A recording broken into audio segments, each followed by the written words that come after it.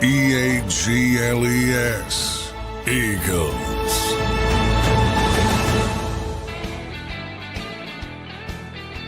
And welcome in, everybody, to a Monday edition. After the Super Bowl 60 has wrapped up and the NFL season is officially in the rearview mirror, a Monday morning here on Barrett's 365. Johnny Mack, how you doing on this Monday morning? Post-Super Bowl, post-Seattle victory, post-Sam Darnold getting it done. How you doing this morning, J-Mac? Doing well, yeah. That was a tough one to watch.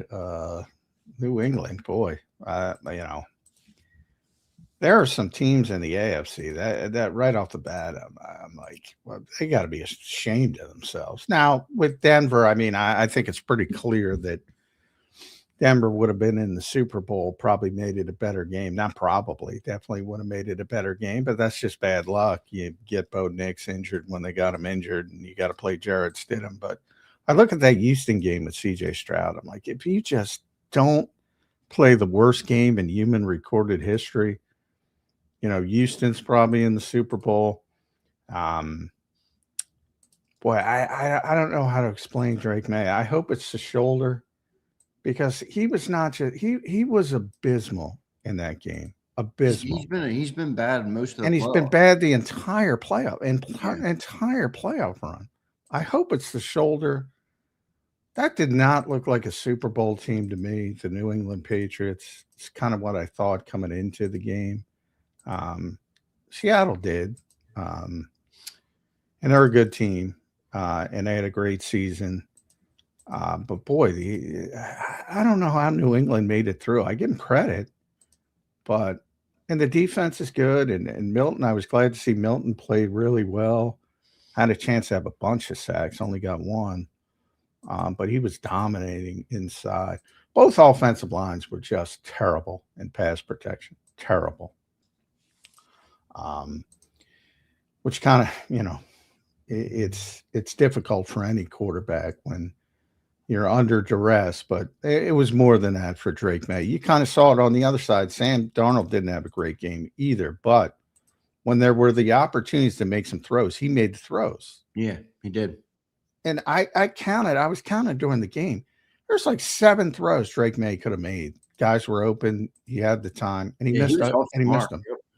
He was bad. He was flat out bad. And all the advanced numbers say it. I know people love when I bring up EPA. According to EPA, he was the worst Super Bowl quarterback of the century, the entire century. And we've had some stinkers, and that was the biggest stinker. And for the box score people, they're going, well, he threw for 295 yards. They had 79 total yards through 3 quarters. Holy moly, 79 through 3. That's like an Eagles offense, John. Well, that's the thing. Well, locally, everybody, it looks like Kevin Patullo. Well, maybe you guys should look in the mirror and say, well, you all love Josh McDaniels. What a great offensive coordinator. He can't scheme up shitty play. Nobody can scheme up shitty play. There's no such thing.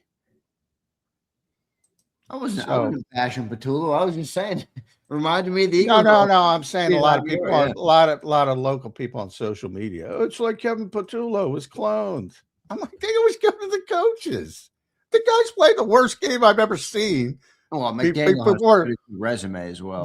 Before C.J. Stroud. Well, that's the point. He's a proven guy. You can't say that. You can say that about Patullo. You can't say that about Josh McDaniel. That's kind of my point. You can't scheme up shitty play. And the quarterback in New England was really bad. So was the offensive line. So Will Campbell was everything they brought up about him in the draft and concerns that all showed up at the biggest moment. Just constant pressure. And obviously when you get constant pressure early, it's going to affect you. But Sam Darnold got constant pressure early. Constant. I mean, they weren't much better, especially on the interior. The Seattle offensive line was brutal on the interior when Milton was just whipping people. But, he was able to sidestep and do some things and make some throws. And that's what you need when your offensive line isn't playing up to par, but you can't dismiss that the Patriots' offensive line was dismal. And the Seattle defense is very good. And have to give them a lot of credit. Yeah, that Seattle team, they do deserve a lot of credit.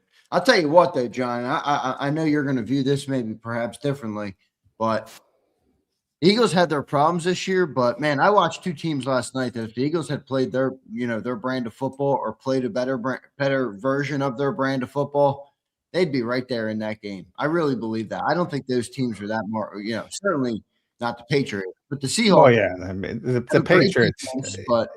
I mean, they're better team than the Patriots. They're better. They're flat out better. Even now, even after they're better.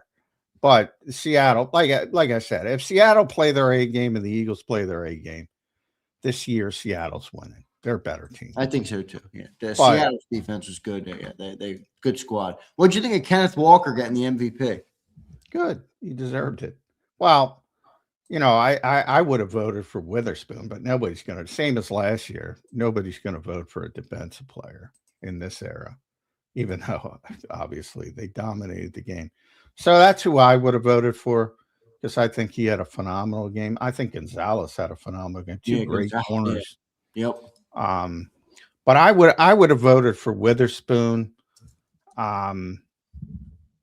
But yeah, with the way I understand that people are going to vote, I think he deserved it, Kenneth Walker. So, the default setting, you can't really default to quarterback because Sam only had 202 yards passing. So they're not going to go that direction and no receivers. I think he was like 50% completions too. He struggled a little bit in the game, but yeah, look, he did what he needed to do, man. He didn't turn the ball over. That's the thing. It was a defensive game, and he made the plays that were there, and the other guy didn't. That's the difference. Exactly right. And nobody's going to go this route, but who might have been the MVP? Michael Dixon, the punter. I mean, that guy. That's the best punter in football. The kickoff. Jake Myers, the kicker, had 5 field goals, which is a Super Bowl record. So special teams were a big part of it as well. But nobody's going to vote for that. But for the way people vote, that was the right decision. And people aren't going to look at defense. They didn't look at defense last year. But Witherspoon is probably the guy that affected the game the most, in my opinion. Yeah, Jason Myers, you're right, the kicker. He had 17 points in the game, 5 for 5 from field goals and 2 for 2 on extra points. 17 points in the Super Bowl is pretty good for a damn kicker. But all right, good stuff, everybody. Super Bowl 60 is officially wrapped, Johnny Mac. The season is done and dusted, and the Philadelphia Eagles are no longer your defending or reigning or whatever word you want to use. I know you don't like to use the word defending. Reigning, they are no longer whatever word you want to use. The Seahawks are now the champs. Well, they weren't defending. Even if you want to argue defending, they got blown out on January 11th, so they haven't been defending anything. That's why they were the reigning Super Bowl champions until last night. Now it's the Seattle Seahawks, and they will be the reigning Super Bowl champions until Super Bowl 61. No matter what, no matter when they bail or get knocked out. But good team. I think there was one deserving Super Bowl team on the field last night, and they won. For years, I will try to figure out. And Mike Vrabel deserves a lot of credit, and Coach of the Year has gotten and turned that team around. They won 4 games last year. So I give him a lot of credit, but also the way he coached that game, it's like, what are you doing, dude? You got nothing going offensively, and he's going conservative. I'm like, you're on the biggest stage. Go try to win the game. Yeah, right. You're not going to win it. Go coach to win it, man. Yeah. Yeah. Go try to win the game. I just hate that philosophy. And it was the big Drake May fumble. Boy, he holds on to the ball a lot. Boy, I'm glad he didn't win MVP. I mean, it was so close, and Matthew Stafford deserved it. But he's not. Boy. You're not sold in on him. No, not even remotely. And I hope it's, because I didn't watch a lot of regular season Patriots because I'll be honest, coming into the season, I thought they were one of the worst teams in football. as I think most people did. So I try to focus on teams that I think are going to be good. So like I said, they deserve a ton of credit. They go from 4 wins to making the Super Bowl. They have the most win. They have the largest win differential from one season to the next in NFL history, positive in NFL history. So, I mean, and they're good defensively. So that explains a lot of it. And they just made some plays offensively, and he's a good deep ball thrower. But as far as playing the position that I always talk about, can't play the position. Can't recognize blitzes. It's all deep shots. Even when they got things going, it was just like throwing it up for grabs to Matt Collins of all people down the field, like one-on-ones.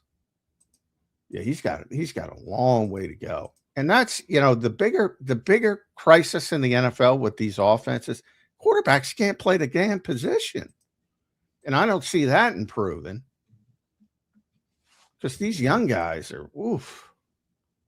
Well, I'll tell you what, Jalen got there pretty early. That's one of Jalen's biggest feathers, man. He performs on that stage, and he did both times he was there. So good stuff there. He was at the Super Bowl, John, just to put an Eagles slant on it. I saw Jalen Hurts was at the game. He came and got introduced with a bunch of former Super Bowl MVPs, which was pretty cool to see. So he was out there. I saw A.J. Brown making some headlines on Micah Parsons' podcast. I also saw an interesting comment from Michael Parsons about he almost got traded to Philly. Oh, boy. For Jalen Carter. Oh, my. That was a pretty interesting tidbit there from Micah Parsons. Wow. And then we continue to build out our staff, John. So we have a full week of Eagle talk to talk about. Let's start right there with some of the headlines that came from the weekend relating to the Eagles. Well, I'll start with the Micah one because there's a bunch of people who didn't believe me for many, many years when I told you how much the Eagles like Micah Parsons. I hope you realize it now because they weren't trading Micah Parsons for Jalen Carter. They were trading Micah Parsons. They were trading Jalen Carter, a number 1, a number 3, a day 3 for Micah Parsons. And there'd be a couple late draft, like the 3rd round pick. Maybe there would have been a 4th round pick coming back. That you're at that stage. You're trading draft position. Maybe the 5th round pick, a 6th round pick comes back. So it would have been Micah Parsons and 2 day 3 picks for Jalen Carter, a 1, a 3, and a 5. That's how much they wanted Micah Parsons. And I would have done that deal. That. I'm not saying you're crazy. I'm saying it's crazy that the Eagles. I don't think Howie's crazy. I don't think he is either. I'm saying just the thought of it. I'm not saying I don't think it's a crazy idea. I mean, if they think he's that good of a player, then make the move. And Jalen Carter, look, as good as Jalen Carter is, there is some stuff there that are still big question marks. I mean, the discipline. Well, yeah, especially. I mean, at the time they were thinking about it, there wasn't as many. I think there are more now because of the shoulder stuff. And I'm still very concerned about Jalen Carter because he was not right. In the playoffs, he had one of his worst games against San Francisco. So, yeah, he was not right. So I'm concerned from the health standpoint. They just might have, beat him up too much. And hopefully, he can get back to where he was. I think they got to manage him better. You can't just play a defensive tackle 1,000 snaps and expect him to not be worn down. And I think that affected Jalen Carter dramatically. Still a very good player. Still very young. I'm sure they'll figure out something and get surgery, and hopefully he'll be able to come back. But big concern. Now, obviously, Micah tore his ACL, so you can't control the injury part of it. But Micah Parsons is one of those very few players that the Eagles, like I said, they during this run, they pretty haughty, a lot of hubris, I say all the time. They don't worry about too many people. It was always interior. Look at themselves. It's about us. It's about us. It's one guy they knew they couldn't block. And when that happens, and if he's available, same thing with Myles Garrett, they'll go try and get him. Man, Jalen Carter for Micah Parsons. That would have been a groundbreaking trade, John, in Philadelphia. I think it would have worked out, but I mean, so you think that would have been a good move to send Jalen Carter and a 1 for Micah? Well, I think at the time you have to realize they didn't have Jalen Phillips, so they're trying to. They look like a disaster. I said it all coming into training camp. I cannot believe Howie Roseman will go into a season with this edge rushing room. I said it constantly, and the answer to that was he tried with Miles early, tried with Micah Parsons, wasn't able to get it done. Ultimately, got it done in season with Jalen Phillips, and I'm not going to compare Jalen Phillips to those two, but he's a good player. He knew, and yeah, I mean, it would have been fun to see Eagles fans turn and love Micah, because they would love Micah on that defense, but not to be, and he ended up in Green Bay, and hopefully he can get back healthy. Because, you never know. We'll see. Good stuff there, Johnny Mac. Interesting comment from Micah Parsons on Jalen Carter. The other couple comments that came from the weekend that were related to the Eagle land. A.J. Brown was on with Micah Parsons as well. A lot of Micah Parsons podcast talk. You made some good job as a podcast host, Micah. You made some good headlines. So well done there. But AJ kind of pushed back. He still wants to be in Philly, but still seemed a little bit fuzzy to me. Did you happen to see what AJ Brown had to say on the podcast, John? Yeah, I mean, it was just, he's doing his part, is how I described it. He knows if the Eagles are going to trade him, he's got to keep his value up. So he's smart enough to do that part of it. And then, boy, this is start early with my pet peeves. Has no one, and realize like game day, and yesterday was the biggest game day of the season, obviously, with Super Bowl, the largest viewing audience, all that kind of stuff. Have people not noticed, like, the pregame shows, they repackage information to the casual viewers who don't pay attention? I know that, but that's because I'm so engrossed in the NFL world. So this idea that AJ, first of all, the idea that the Eagles haven't engaged in trade talks, why would they at this point of the season, at this point of the calendar? Why would they? You don't engage in trade talks. You engage in trade talks at the end of the month in Indianapolis ahead of free agency. And if, not only this year's worse than other years because of all the upheaval on the coaching staff, so the Eagles have been hyper-focused on rounding out the coaching staff. You don't talk trades this time of year. It's like and to Mike Garafolo's credit, because if you just see the headlines and all the aggregation, you say, well, the Eagles are not talking about now. But in the report, if you actually watched it, he gave you the context. Well, yeah, I mean, you don't talk about trades. It'll ramp up if it's going to ramp up in Indianapolis. And he said that. So I'm not blaming Mike, but that's just how things are packaged. You have the headline, and then people aggregate it. Eagles not talking about trade. Only point I'm trying to say is they're in a holding pattern. Don't get too excited by that.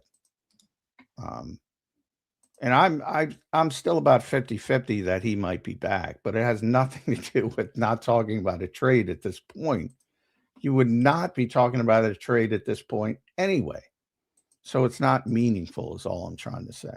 Yeah, that's fair enough. Fair enough. We'll see what ends up happening with A.J. Brown. The other comment A.J. made, which was interesting to hear, was his Kevin Patullo comment. Did you happen to hear that? He said, sometimes change is not a bad thing. I had the utmost respect for Kevin Patullo.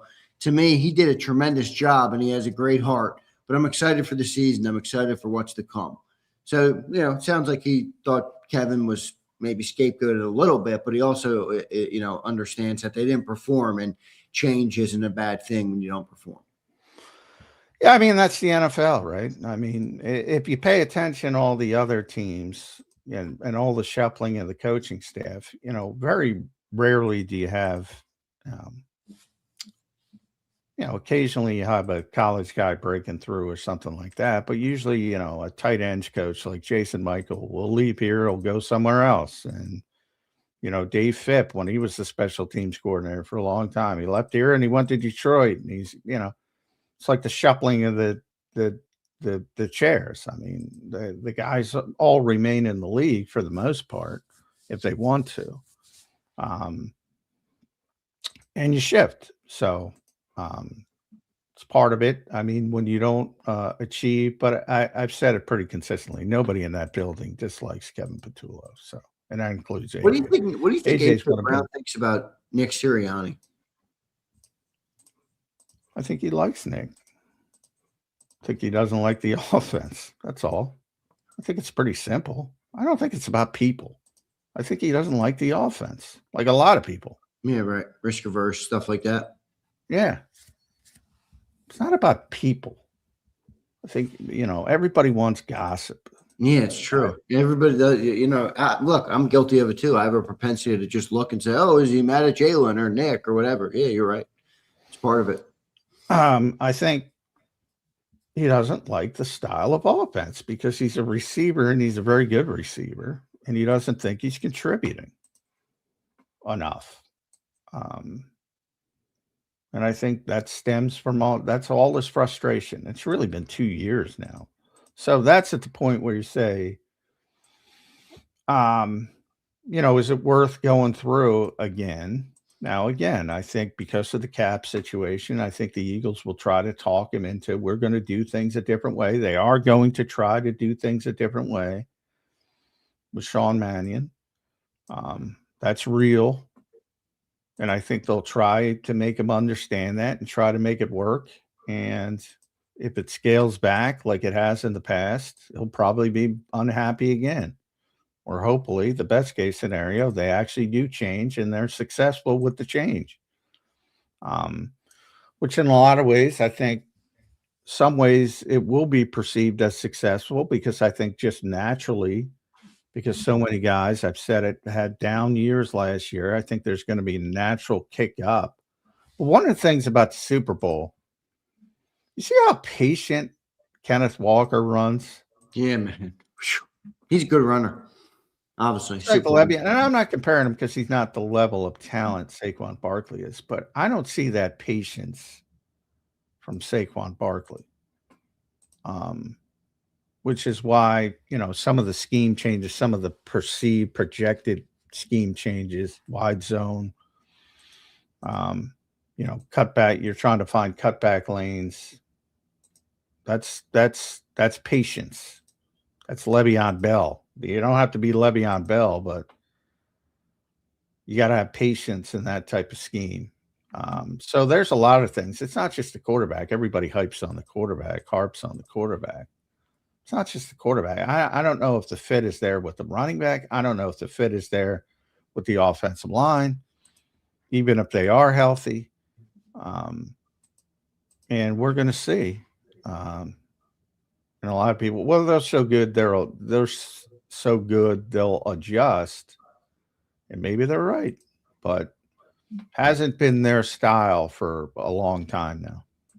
Yep, that's the truth. We'll see what ends up happening. The Super Bowl 60 is now officially over, and the NFL season is over, which means we are officially into the NFL off season. Some key dates coming up to keep an eye on, everybody. February 17th is the date when teams can begin to use the franchise and transition tag. I don't anticipate the Eagles will use any of those. NFL Scouting Combine begins February 23rd, ends on March 2nd. All right, so a good little run there. And then NFL free agency opens up officially March 11th at 4 p.m.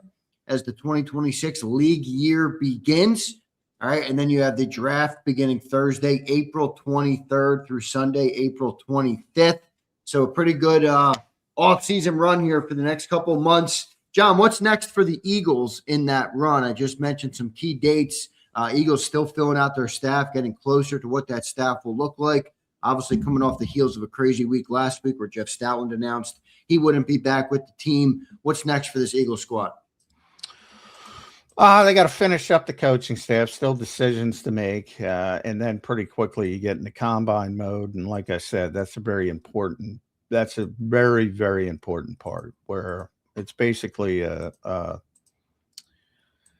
more than the combine. Forget about the stuff on the field. That's not nearly as important. It is from the health check standpoint, the health check guys go through. But the important part is it's basically a convention for executives and agents to meet and discuss and under the table set up things for free agency, which is upcoming, as you said, on March 11th. And that's where all the deals, the foundations start to get done in Indianapolis. So that's why it's so important.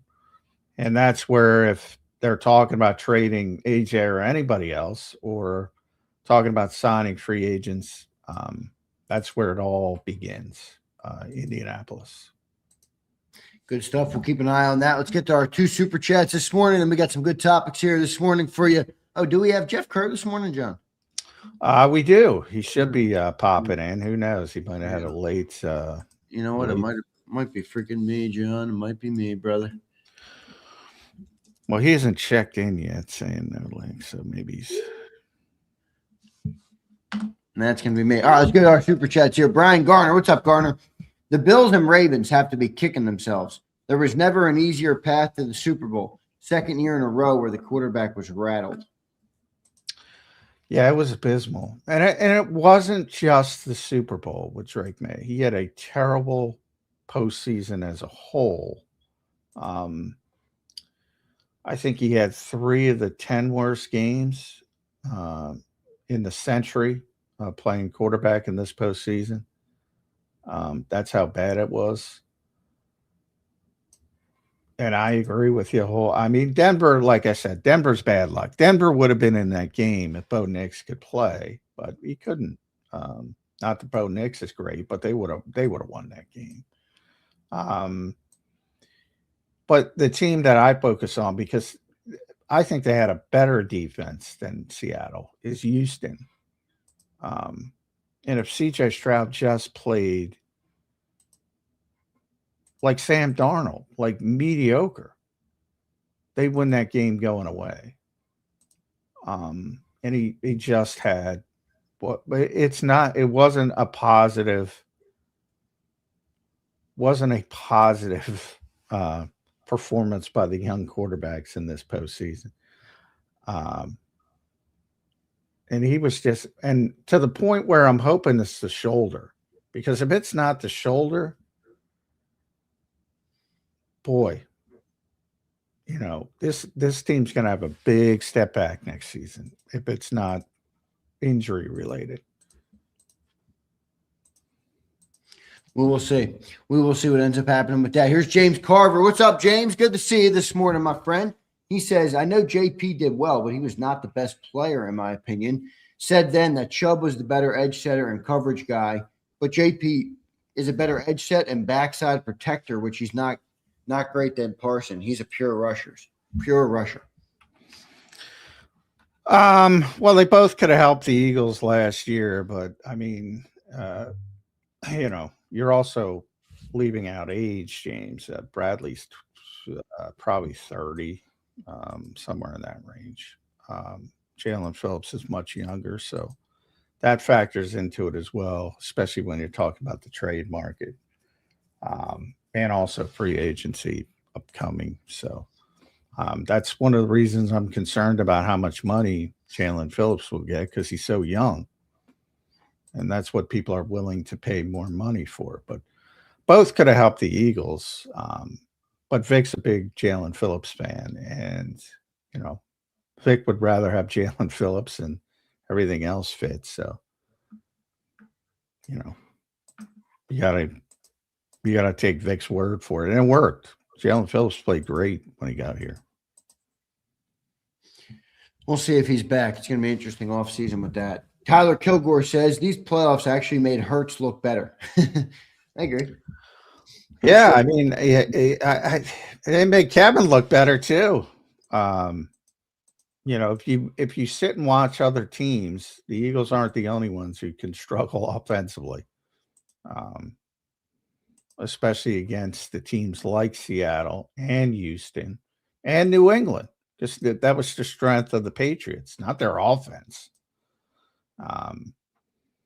Because New England had a very good defense and they carried them. It is shocking to me how quickly this has turned into a defensive league. Because I never thought we would see that. For many years, for decades, it would go back and forth. The offense would have a little advantage, but defense would come back. I thought they changed so much of the game that the defense, I always feel bad for defensive guys because they can't do anything. And here they are dominating. That's why I also have respect for defensive coaches because they figure out a way. But the way now, unfortunately, from my perspective, is that these young quarterbacks can't play the position. So they just blitz the shit out of them or make sure they pressure with simulated pressure. It's become that's part of the lack of the aesthetic nature of the game as well, because when you have ugly offense, it's generally ugly football. So the mentality of defensive coaches are, let's just throw everything at these young quarterbacks, and 9 out of 10 can't handle it at all. And I'm not talking, look, when anybody gets pressured, anybody, you saw it last year with Patrick Mahomes in the Super Bowl. When you've seen it with Tom Brady in the Super Bowl. Any quarterback gets pressured, it's going to affect them. Any quarterback. But you saw it yesterday with Sam Darnold. If you're getting pressured that much, yeah, you're going to have some ugly moments. But when the throws are there, you got to make the throws. And one quarterback did last night, one quarterback didn't. Fair enough. Here's Eduardo checking in. Member for 19 months. Mike Vrabel wasn't aggressive last night, was he? Brutal. Regarding not going for it on 4th and short. Yeah, Johnny Mack was saying that early. Awful. It's coaching like it was 1965 with the worst offense on God's creation. And something's got to, you got to turn that game. You're probably going to lose the game, and you're probably going to look worse losing it because you're probably not going to convert them. I get all that. But you're on the biggest stage. You got to try to win the game. You got to try to win the game. 4th and 1. All right, Drake May. What the one thing he could do is run. Yeah, right. Right. He did have some good runs. All right, good stuff. All right, one more super chat. Then we got Jeff Kerr. Mr. Hill, what's up, Mr. Hill? Great show. I think Schneider proved that you don't need a $50 million quarterback to win a ring. Also, Florio said yesterday the rules committee wants to axe the onside kicks and make it a 4th and 13. Your thoughts? I don't like gimmicks. I mean, I would go back to the old rules, where I'd have regular kickoffs and regular onside kicks. But yeah, if you ask me if you have to keep the onside kick is so unlikely at this stage, you have to declare it. It's ridiculous. I guess it would be 4th and 15, not 4th and 13 from everything I've heard. But I guess I would choose 4th and 15 to make it more exciting. But I don't like gimmicks, and that's very gimmicky. It's so gimmicky. I don't like. This is the most popular sport in the country. You don't need gimmicks, but everybody loves gimmicks. It's like shooting a hole through the.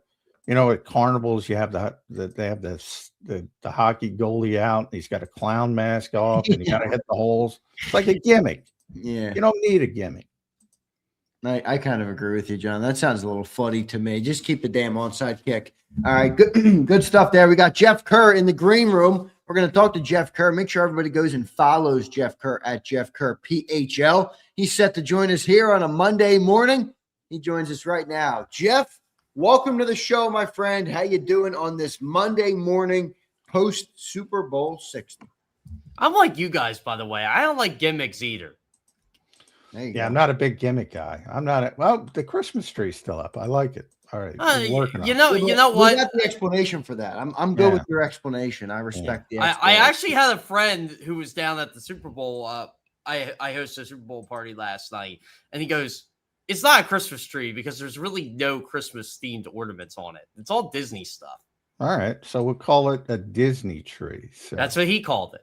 You know who's not going to Disney? Drake May. My God, that was awful. Oh, man, was he terrible. You know, I thought he had a bad postseason just watching his games and watching his tape. Oh, terrible postseason. My God, he was somehow worse in the Super Bowl. I didn't think he'd get worse. And I didn't think he could get worse, but damn it, he did it. Yeah.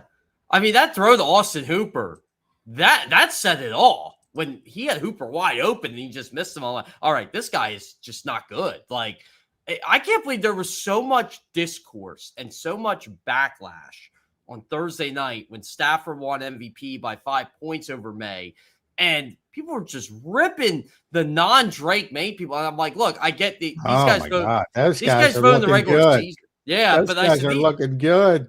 A lot of them are looking good. And I'll tell you what, Sam Monson, who voted for Justin Herbert to win MVP, is looking good too.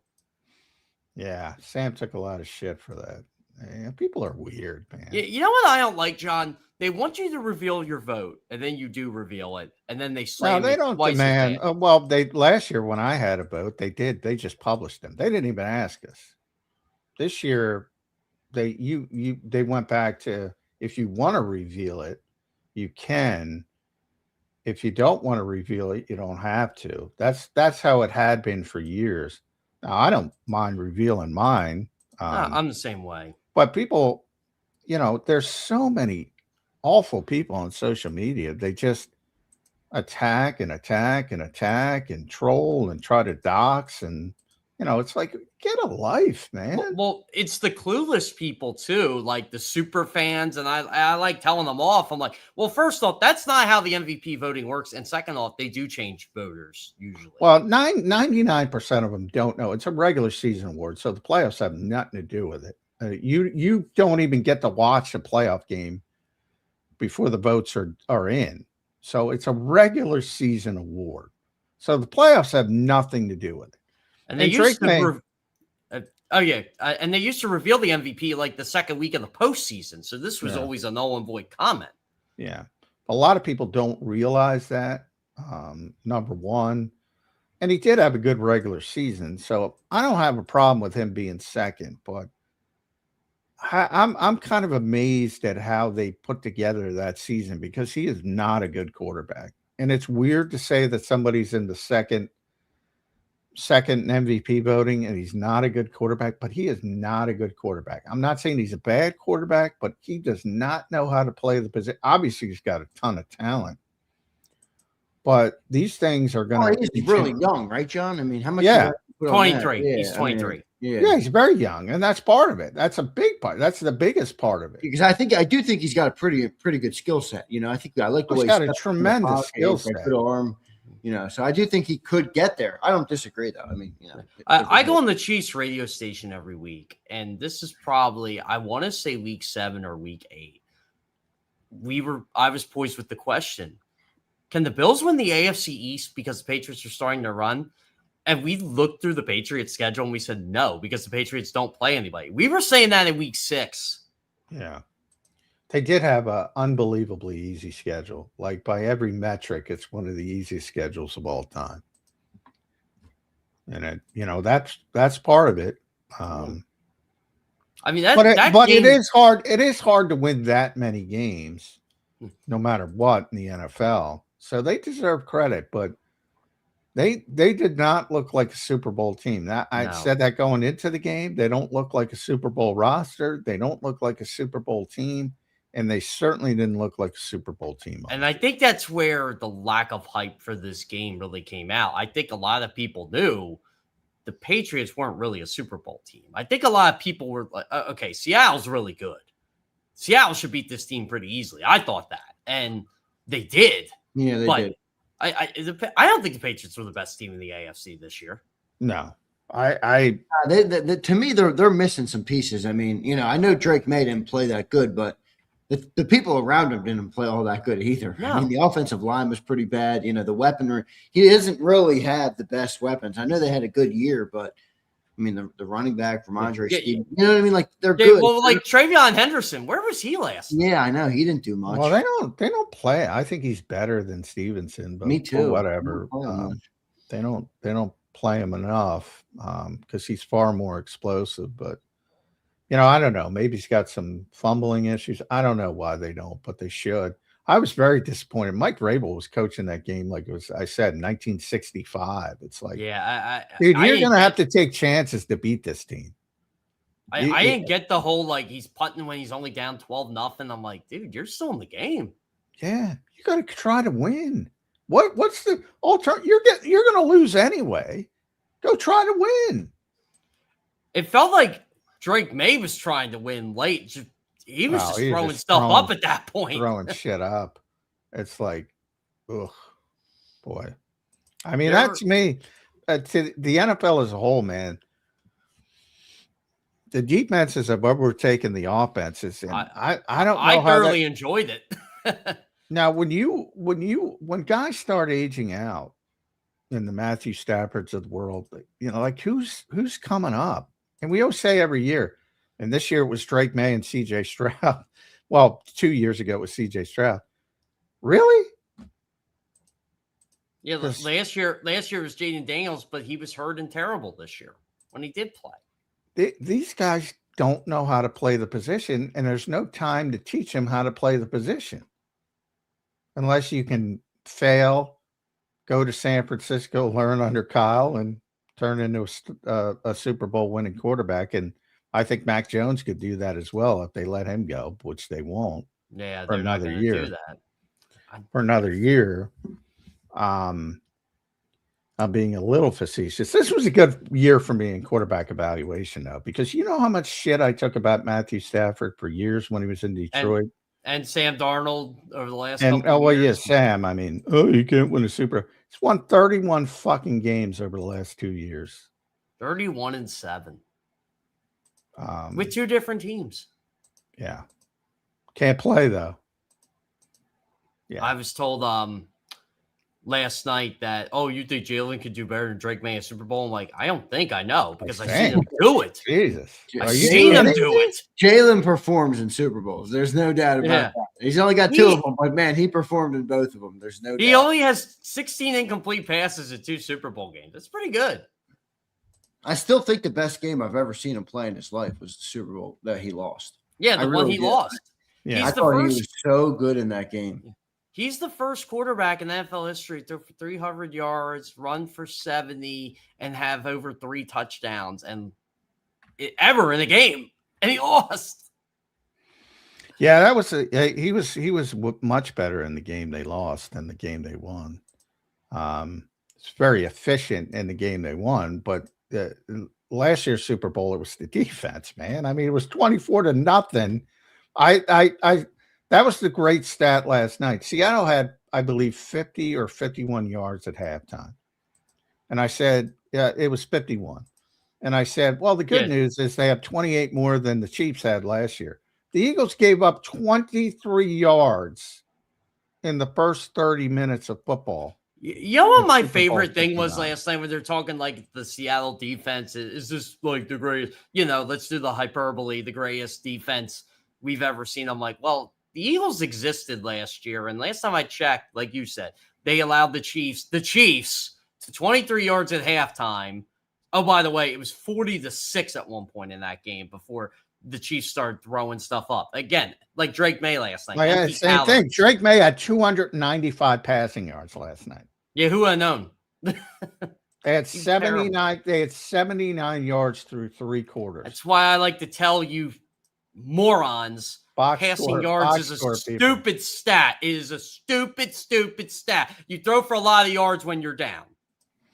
Well, the worst part is so-and-so won the Super Bowl or so-and-so lost the Super Bowl at quarterback. I always bring up Peyton Manning, and I thought it was interesting, and I bring him up now because to me, Peyton Manning is the most consistent quarterback of all time from week to week as far as performance goes, in my opinion. When he won his second Super Bowl, it was his last season, I believe. It was his last season. He was awful. It was the worst he ever played. His neck was barely on his body. He was so beat up. He was awful. And they won the Super Bowl. And I tell people that all the time. And I'm like, then they put out all the EPA stats. So Drake May is the worst quarterback of the century when it comes to EPA in the playoffs. You know who number 2 was? Peyton Manning in 2015. Yeah.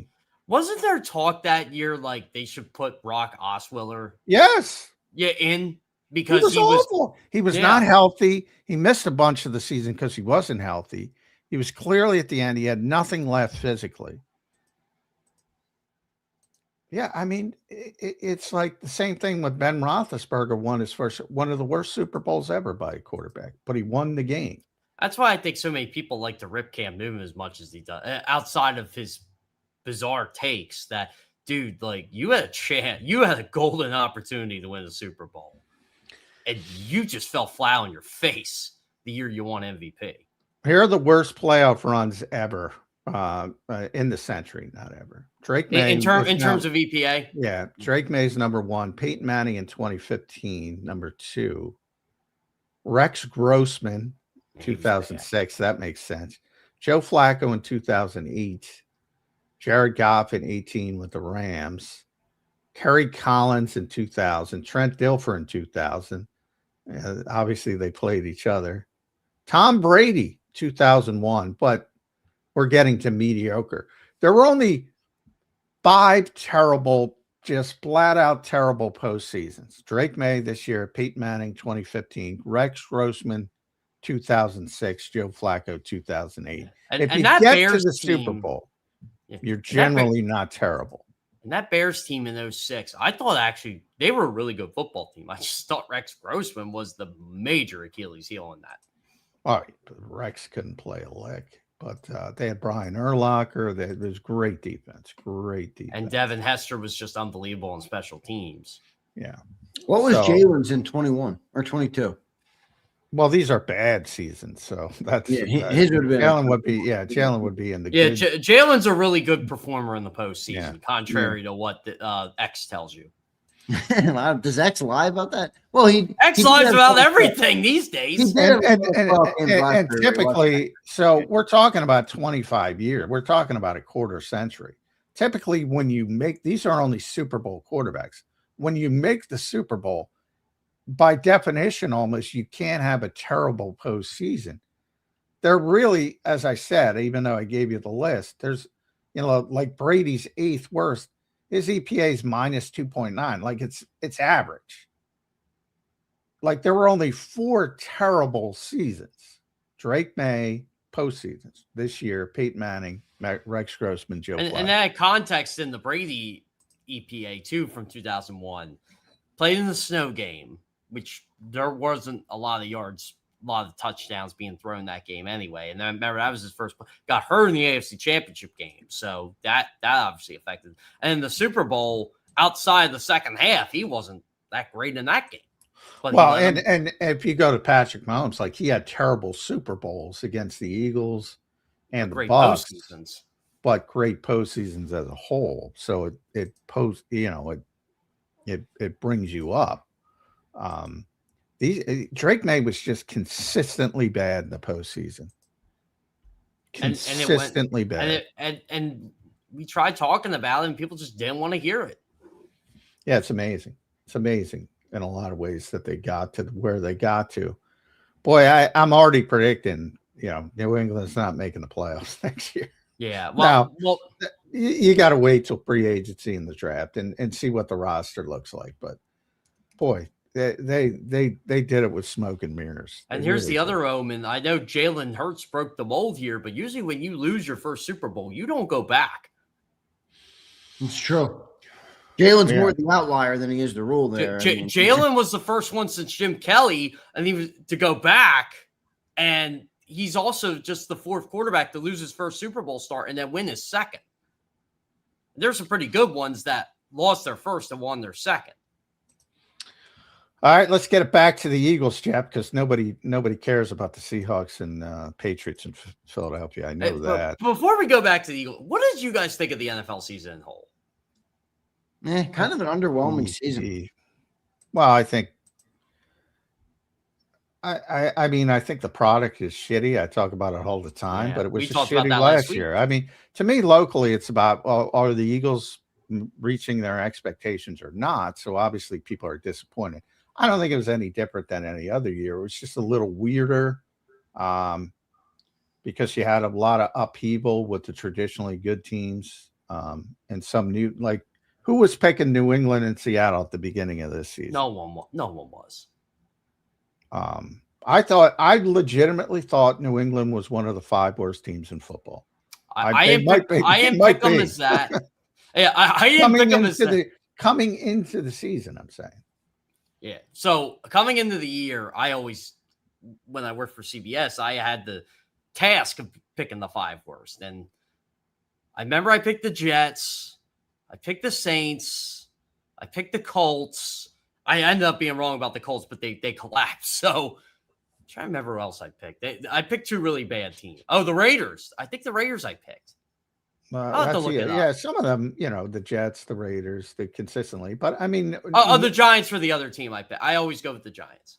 I'm not going with the Giants this year. No, I'm not either. But this year I did because of their schedule. I remember saying like they're better than what they're going to show.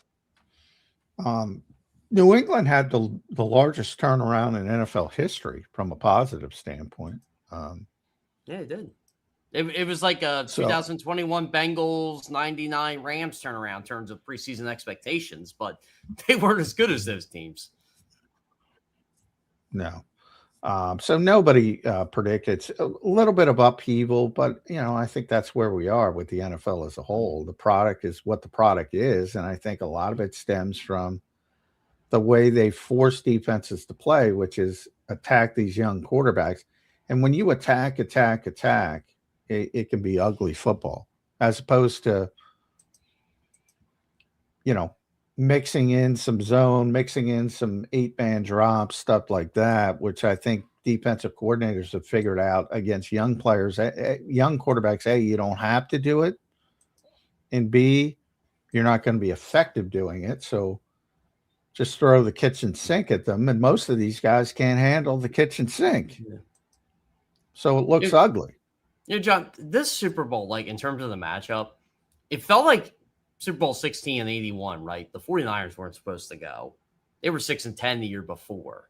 I don't think the Bengals were that great the year before either, when they had Kenny Anderson. And should be in the Hall of Fame, by the way, Kenny. Yeah, it should be in the Hall of Fame. And at the time, like when the 49ers won, I don't think the 49ers were good the next year or two. And then they got back, and that's when their dynasty really started. But interesting comp. It's a long time ago, that comp. It was a long. And the Bengals, they went back 8 years later, but they had a completely different team. Well, it's going to be interesting to see. Jeff, I got to ask you about some Eagle news this weekend, just from guys talking around. Jalen Hurts was at the Super Bowl. Cool to see that with him being introduced with a bunch of kind of legends there. Michael Parsons, made a comment on his podcast that he was almost traded to the Eagles for Jalen Carter and picks. What's your first reaction to that? Well, I agree with Micah that you go to the Eagles to play with Jalen Carter, not to get traded for Jalen Carter. So, but I'm not surprised at all. I mean, John and I have talked about Zander. You and I have talked about it. Eagles always want that premier edge rusher. I mean, when you hear smoke about them potentially being interested in Myles Garrett and Max Crosby, there's truth to it, because that's what they want. They want that elite edge rusher. So it didn't shock me in the least. And look, I can say this. I know Micah Parsons wanted to be an Eagle. He wanted to come here. He wanted to play close to home again. And I'm shocked to hear the name Jalen Carter, though. It's one thing to make. I think that may have been what Dallas asked for. Right. I think that's what Dallas wanted, because they wanted a defensive tackle. I don't think Dallas was trading him to the Eagles. No, I don't think they were either, but I'm sure Dallas entered. I'm sure the Eagles tried to push Jordan Davis on them, and the Cowboys, they weren't buying that. the Cowboys probably said, well, we'll think about Jalen Carter. And look, Micah would have came here, if they traded Jalen Carter for him, and it would have been fine. But I don't think the Cowboys were trading him to the Eagles, which is smart. But I also think they shouldn't have traded him to the Packers either. But yeah, I thought that was goofy. Smart. I would have traded him to an AFC team. Yeah, I would have went. I would have went. But clearly, yeah, the Jerry was obsessed with getting better on the interior, and he got Kenny Clark, which is not even close to obviously Jalen Carter, even Jordan Davis, the way Jordan played last year, and Kenny's more aging, descending. But then he went out and used one of the picks to get Quinnen Williams, so who is good, who was really good. So he was definitely focused on getting better in the interior. But yeah, I think the Eagles would have done it. I think they would have done it. I mean, Micah Parsons is. I think we know what Micah Parsons is going to be. I don't know if I would have liked that trade. I'm not saying Carter's a better player than Parsons. That's not what I'm saying. But I don't know. It feels to me like our defense is built in the interior of our D line. I mean, you want to get rid of Jalen Carter and then try and be as productive with Micah? I don't know. I mean, I get Micah's a great player, but Micah's not a perfect player. He doesn't solve everybody. I think it comes down to who would you rather pay? Premium money. Yeah, I'd probably. And Micah, I think you know what you're getting. That's fair. I don't know. I guess maybe I'm falling in love with the player too early, but Carter feel I don't think you are. Like honestly, Carter, is a good. I think that's a tough decision, but yeah. Micah Parsons, you ain't getting a player like that without giving up significant. Yeah, no, I know. Got to give up talent. Rather give up like anybody else than Carter. Yeah, I don't know. There's some now, and now that the season has gone by, there's more questions. Before the season, which is when this would have happened, which it would have been even more bold then. I think it's a more difficult discussion after the season. Like, to me, it's a no-brainer now. So I'm speaking about now. And when you say that, what do you mean? Are you talking because of the injuries, because of the some of the external stuff from the player, or not external? I'm not worried about the personality stuff, because I said, generally Jalen's very. I'm not happy with it. You want to control it as much as possible, but I don't really care about the spitting incident, other than you hope he matures, things like that. I'm not talking about that.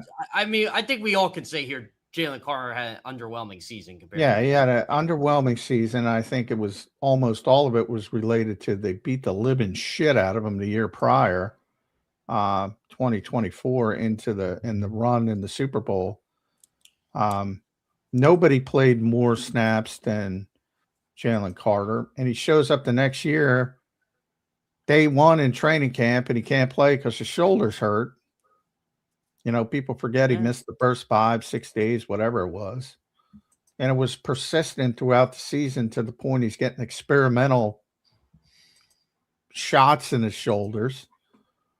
Like, that's concerning to me. Yeah, right. Yeah, he was banged up all year.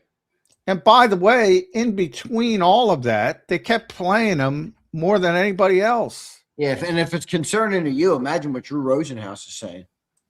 And I was upset they were playing, like what John said. They were playing more than anybody else. I'm like, guys, more are Jomo's on this team. You can do something. And I think moving forward, they got to be much more. Is that on Vic? The snap counts? Well, I went through it with Fletcher Cox. I think it. Normally it would be Clint Hurt to its responsibility to, rotate the defensive front. But, obviously if Vic wants to step in, he can say, we need Jalen Carter on the field at this point. You got to be very disciplined, because the Eagles would talk for years about how much Fletcher Cox would play. And they say, we got to lighten the load on him. And then you get in the games, and you need to win. Yeah, you need to win, and you want him out there, and it's really difficult. And obviously, you want Jalen Carter out there, and he's willing to go out there. So it is difficult, but You got to John on that. You got to be more disciplined. Yeah, it's easy to say like, oh, we need to play this guy less on a Tuesday or a Wednesday, and then Sunday hits, and it's a 3-point game in the fourth quarter. And exactly right. You're wondering why isn't Jalen Carter on the field? He played 11 games last year, and he had 698 defensive snaps. And so number one, and this includes the playoffs, and I don't know if they've updated it, but Leonard Williams is 948. So think about that. That's 63 snaps a game, John. 63 snaps a game. Who are the mathematicians? Jeff, you're the mathematician. What's 63 times 6? 378. Yeah, I was going to say around 380. So 380. So let's say 380. So you add 700. He would have been at 1,080 snaps, 140 more than the next guy. Yeah, that's how much they're playing him. Which is that's Malcolm Jenkins' territory, by the way. For a defensive lineman, which is a rotational position, where it should be. You got to get that down to 40, 45. Yeah. For the long-term health of the player, in my opinion. Especially when you have Jordan Davis, Moro. Yeah, and you have tons Byron of Young. Yeah. Yeah, tons traded away Thomas Booker. I wonder how much that had to do with it. I don't think it had anything to do with it. No, you think they're putting Thomas Booker on the field? I got it. No, Byron, maybe it would have helped. It would have helped. When they traded Booker and let Milton go, I'm like, their defensive tackle still their deepest position. Yeah, Byron Young played well. Milton Williams, man, shout out to him. He had another good game though. Oh yeah, well he's good. He's a good player. That guy's a good player, man. Yeah. How about that story that came, which we already kind of knew, like Milton wanted to come back, but it wasn't happening. Yeah, no, they didn't even give him a call. Milton seemed kind of sad about it, man. Didn't he? He seemed kind of sad with it. Yeah, it's a business. They knew they couldn't pay him. I mean, the most logical explanation I can give for this whole thing is that they drafted Jalen Carter in the first round. They drafted Jordan Davis in the first round, and you got to pay those guys. And they're the guys you're going to invest in. Milton Williams was the third-round pick who defied the odds. Yeah, and they like Moro Jomo. And Milton's similar style player as Jalen Carter. So what are you going to do? I mean, it's not like you can play nose tackle. You pay Milton and trade Carter for Micah Parsons. I mean, that would have been nice if we would have known this in March. I'm just kidding. Incoming all the comments. Joe, you could trade. All right. Relax. I mean, it does make sense if you think about if it's March 12th of last year, you're probably like, okay. Yeah. Well, yeah, but then you don't have as much value in the trade. If you're paying Milton what he's getting paid, you don't have the same value because. Part of the thing is Jalen Carter's on his rookie deal, so it makes it more palatable for Dallas in that theory of the trade. But bottom line is the Eagles, the Cowboys were not trading Micah Parsons to the Eagles. They had the best offer on the table, and they took a lesser offer. Weaker offer. Well, you get 2 first-round picks, so I don't know. And you turn one of them to Quinnen Williams. So I don't know if it's that much lower, but they took a lower offer. I still say I have a bold prediction this offseason with this team already. I think Max Crosby could be an Eagle. That's my bold prediction. Well, they'll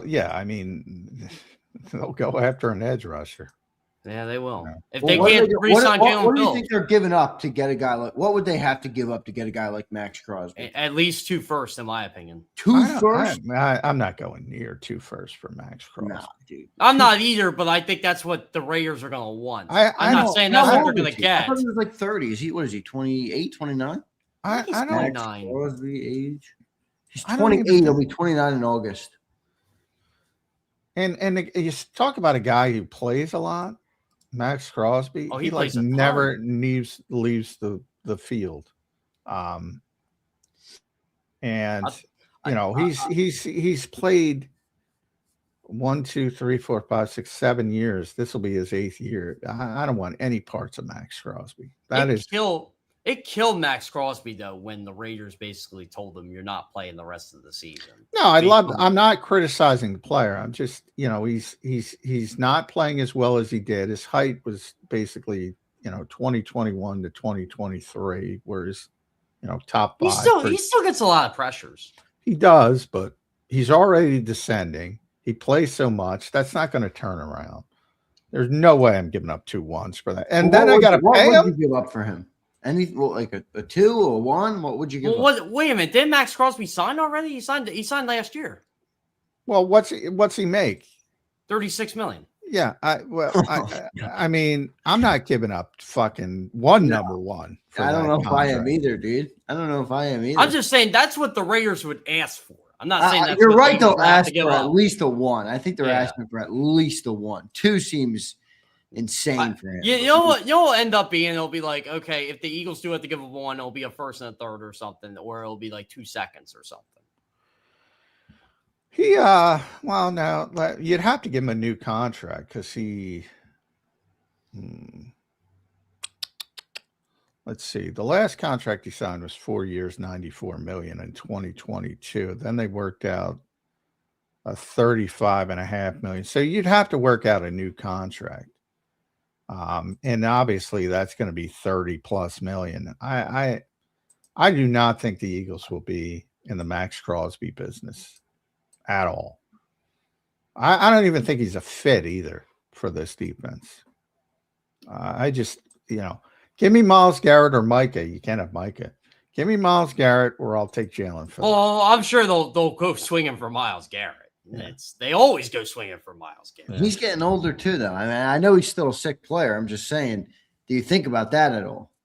By the way, Myles Garrett, I had no idea his girlfriend is an Olympian. Yeah, didn't you know that? No, I had no idea. Who's his girlfriend? I don't even know who his girlfriend is. No. I forget her name. I'll look it up real quick. But she is an Olympic snowboarder. Yep. And she's Wendy or something. What's that girl's name? No, I'm looking it up right now. But she's Kim. Yeah, it's Kim. Yeah, Chloe Kim. Yeah. Chloe Kim. I know Chloe Kim because I like snowboarding and Chloe Kim was just on. I didn't know that was Max. I didn't know that was Myles Garrett's girlfriend. I know. Well, I was standing. I was watching the Browns stretch when they were here last year, and I happened to stand right next to her. I had no idea who she was. You didn't know that was Chloe Kim? No idea. We were there. No idea. And I'm like, Myles Garrett keeps looking at me or in my directions, this monster. And I'm like, what the freak is this guy keep looking at me? And all of a sudden, you, John. Well, yeah, I know. He's running right at me. I saw my life pass before my eyes. And I'm like, oh, there's his girlfriend's right next to me. But I had no idea she was an Olympian. None. Not just an Olympian, a gold medal Olympian. Yeah, had no idea. She's badass, dude. I didn't realize that was Myles Garrett's girlfriend. That's pretty cool. That's probably the best player in the NFL, and Chloe Kim, an Olympic gold medalist. All right, there you go. It's super genetics coming right there. I think she won her gold medal at 14 too. I think she won her first gold medal. Yeah, one of the real early ones. I think I remember that correctly too. Jeff, let me ask you, what is your thoughts on the Eagles offensive coaching staff, dude? They brought in Mannion last week, Mahaffey. Jeff Stoutland is out. We haven't talked to you since. Yeah, we haven't even gotten to him yet. We haven't gotten to the good shit. What do you make of what's going on with the Eagles coaching staff right now and the Eagles offensive build out of their staff? Based on how the Jeff Stoutland stuff developed, are any of us really surprised he's not here? Yeah, I'm a little surprised. I mean, he's been here for freaking 13 years. Everybody loves him. He survived a lot of play callers, but I mean, he survived. What assistant coach survives 3 head coaches? Never mind all the play callers. Yeah, I mean that just shows you how good of a coach you were. But I mean, what went down in that building last year that he just got? Yeah, that, but what? That upset. Well, look. And I did the homework. We were talking about this last week a little bit, Zander and I. But as far as I can tell, run game coordinator didn't even exist until 2016. Yeah, when Doug became coach, I thought like that was like. Well, Jep didn't get it to 2018, the year after Super Bowl 52. And that felt like a in-house promotion. I'm saying as the league in general, it didn't even exist until 2016, and it was sort of unofficial. They started calling Greg Roman that in Baltimore, and it was sort of unofficial. And all of a sudden, they make this title, and now everybody's blown up this title. There has never been a situation in the NFL, any city, any team, anywhere, where the run game coordinator has more power over the run game than the offensive coordinator or offensive, if you have an offensive head coach. You get my point. They're at best, when you have the setup the Eagles have, they're at best third on the flow chart. So this nonsense that Jeff Stoutland was in control of the running game never existed. Never existed. It doesn't work that way. The offensive coordinator here, because of how they set it up, or again, if it's Sean McVay, Mike McDaniel, Miami, whatever, they're in charge of the running game. So Nick Sirianni's in charge of the running game. Kevin Patullo's ahead of Jeff Stoutland, and they wanted to make some changes. And I think from Jeff's standpoint, they didn't, give him a seat at the table, so to speak. And obviously he didn't like that, but ultimately it's the head coach's decision. I mean, and this is anywhere. And by the way, to be fair, which I know people don't like to be, to the people they don't like or perceive they don't like, they got much better with Nick's decision to change the running game. Still not good enough, but it got much better than it was when Saquon was averaging 3.4 yards per carry. And they made the move that everybody liked the move. Get under center more, give Saquon more options. They like everything except the fact that it's branded by Nick Sirianni. That's not fair. I like to point this out. The guy's won 69% of his games. He's fifth in NFL history in win percent. He must be doing something right. You would think. Everybody judges everybody on winning until it's time to judge someone on winning. It's not everybody. They want to believe that Stoutland did that. And the reality is he fought against that. He didn't want that to happen. No. And he got up. I guess he got upset. I don't know. I mean, look, this is my favorite thing. Y'all want to change to this offense. You wanted this offense to go over a makeshift. Careful what you wish for sometimes, because that means coaches don't come back. Well, Stoutland's gone. I tell you what, Sean Mannion, he better be right about Sean Mannion, right? I mean, you're taking the swing, but that's a swing you got to take a swing. Jeff, they're taking more than a swing, dude. They got Mannion, they got Grizzard, they got Mahaffey, they got a lot of young coaches on this offensive side of the ball that they're putting a lot of eggs in their basket. Now, I'm not saying I disagree with it. I'm just saying it's a big risk. It's a big swing. It's a Kyle Schwarber home run swing. Well, yeah, he's responsible. He's going to lose his job if Sean Mannion doesn't work out. Exactly. Yeah. He that's why I think it's kind of fair to say if he is on the hot seat, because if this doesn't work, he's not going to be. Look, if he could have handled it better politically with Jeff Stoutland, maybe that's the case. But ultimately, the part I'll push back on is the idea that Jeff should have been in charge of the run. He was never in charge of the running game. It doesn't work that way. There's no run game coordinator in the NFL that's in charge of the running game. Their job is to help develop concepts in the running game to insert into the game plan, where then, and as I pointed out last week, Zander, then it goes up the chain. And then it's Kevin Patullo's decision, and ultimately Nick Sirianni's decision, if he wants to overrule Kevin Patullo, about what is actually done in the game. I almost want to write about this go back in my archives here because everybody likes to rip Patullo. Fine. Who were you going to hire on February 13th last year? Just curious.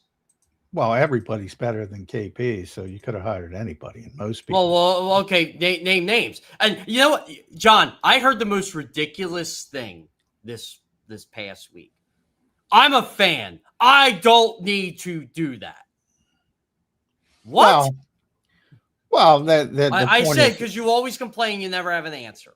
Well, okay. Yeah, I mean, yeah. Well, I don't know. Look, I think. Here's my hubris coming out. I think I know more about football than most people who cover the Eagles. I do. That's my ego. But I'm smart enough. But I'm smart enough to know that I don't know jack shit compared to the coaches. Like I don't have that kind of ego. Yeah. But I think a lot of people, Mike Gill describes this better. A lot of people, they know they can't play in the NFL, but they think they could coach in the NFL. And I think so. I think a lot of people think that they can make decisions on who's good and who's bad. Even though, as I just explained, you don't even know the job descriptions, but you're making these grandiose. You know what? That's what Mike Gill's saying. You don't know the job description. You're right, though, John. Yeah, I mean, you grandiose declarations about coaches. I mean, I'll give Sean Mannion a chance. I haven't met the guy yet. I'll give Josh Grizzard a chance. I'll give Ryan Mahaffey a chance. I'm sure they're good coaches, but I can't tell you if they're going to be good coaches. I thought Grizzard was a good coach last year, and Tampa, I just think he was the fall guy for what happened. Well, and that I should have used perceived to be good coaches. That will be determined by how the players play, obviously. Which you kind of, I don't know how many people, but to the youth, I don't hold youth against them. These same criticisms came when the Eagles hired Sirianni and Shane Steichen, and they had so much youth on that coaching staff and inexperience, and that worked out. Mike McDonald. Mike McDonald just won the Super Bowl. He's 36 years old. Yeah. 37. All right, I was in line with him at the Tower of Terror 18 months ago, and now he's a Super Bowl head coach. Tower of Terror. 30, That's where I saw him. 33rd youngest coach to ever win the Super Bowl. And now he's going to lose his offensive coordinator because he won the Super Bowl. And we're going to see, All right, so over under, guys, for you guys. I want both of you to answer this. Over under. I'll just do a year and a half to make it easy for Sean Mannion in Philly because not many have lasted longer than a year. Well, I'm going under from the standpoint of I think Nick's going to get fired after this season if you force me into a bet. And if Nick gets fired, everybody gets fired. And that's why I don't like firing coaches because it affects a lot of people's livelihoods. I'll go under both ways, as what John said. And two, if he does turn this offense around, he's going to be a head coach. Yeah. So I'll go with John. Positive. You think he'll be a head coach that quick? Yes. Yeah. Because I mean, look at Kellen Moore, look at Steichen. Those two couldn't this league could not wait to get their hands on those guys. Well, and a lot depends on how many teams. Like there were a ton of openings, so you always have to have the patient team. There's got to be a patient team, or they're a team that nobody wants to go to, like Arizona. And we got to remember too, we had 10 openings this year. How many are we gonna have next year? Which is crazy. Crazy how many openings. So I assume it's going to be less, more like normal 6, 7, maybe. I'm pretty sure the Jets will have a head coach opening at this time next year. Yeah, well, that's a good. Well, that's a good one. You can almost bet on that happening every 2 years. I thought they were going to have it this year. I thought for sure after like 7 weeks, Aaron Glenn was one and done. By the way, I just want to take this to spike the football because I told you Sam Darnold could play all the viewers. But number 2, my God, I think Kevin O'Connell's on the clock. There's a guy nobody thinks of because everybody loves. On the clock. That is the worst personnel decision. I said it during the season of the century. The GM got fired because of that decision. Didn't they already scapegoat someone for that? They did, but he's going to be next, and they're not turning around. John, I don't think you're wrong, but let me just explain how. And I'm not as privy to the information there as you probably are. I viewed that as like they made it seem like that was all the GM's decision, and the coach didn't want to do what the GM wanted to do with the quarterback. Now, I don't know if that's true. Maybe O'Connell was on board with moving on, but that's like it came across to me like, oh, clearly the GM wanted to go a different route, and the coaching staff was pissed off about it, so they decided to fire the GM after it didn't work out. Well, I agree that's what happened, but this from the standpoint of he had his fingerprints all over the McCarthy pick as well. Now they wanted to trade up to get Drake May. They were going to give up 2 first-round picks and a couple of other picks to try to get up and to get Drake May, who I'm not even sure that he's what people think he is, but he's a hell of a lot better. He's better than JJ McCarthy. Yeah. That guy's guys, JJ McCarthy barely threw footballs in the national championship when he was. Well, and also he's constantly hurt on top of it. It's like he can't hold up anyway. So if I ever want to point out the whole John McMullen is right thing, anything he ever said about JJ McCarthy over the last 3 years. Well, I got nothing. I agree with you on it.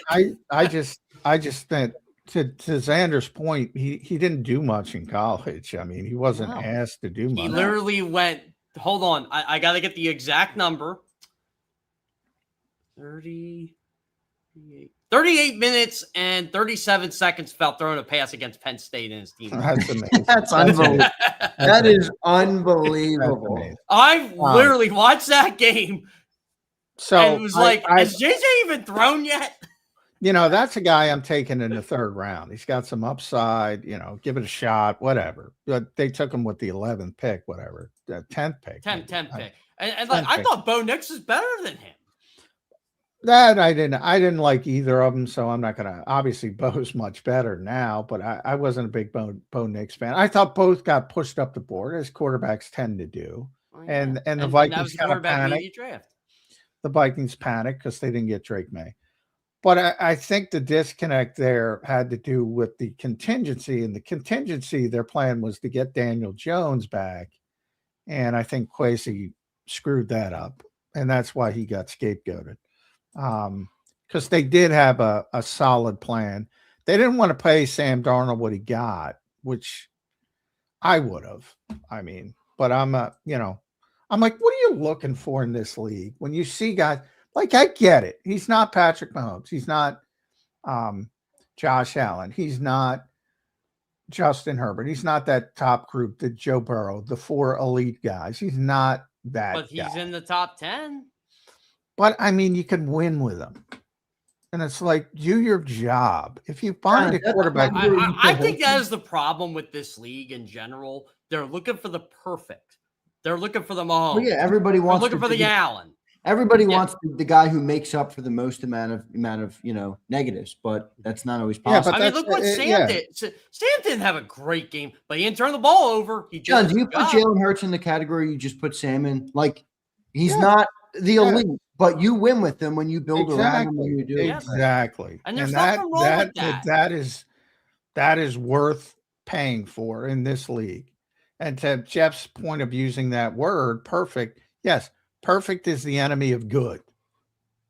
Correct. Like, great. Try to find perfect, but when you're trying to find perfect, and nobody's perfect unless you're Myles Garrett, but the NFL joke.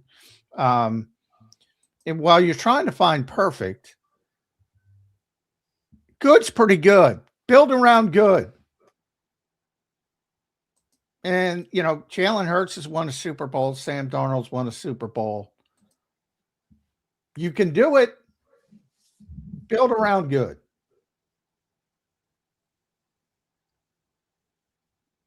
Build around good. That's what I would. If I were interviewing GMs, that's what I would.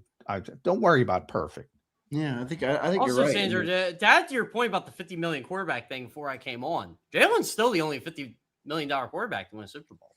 Yeah, what's Darnold? Darnold, boy, they stole Darnold's only 33. Darnold's on a great deal, 33 million. Man, that's a good deal for Seattle. Well, they're going to have to redo his deal, and he's going to have to get more, which is fine, and they'll be glad to do it because you know what, they got 67 million in cap space. So yeah, I don't know if I were them, I might say you signed your deal already. All right, you come back for 33.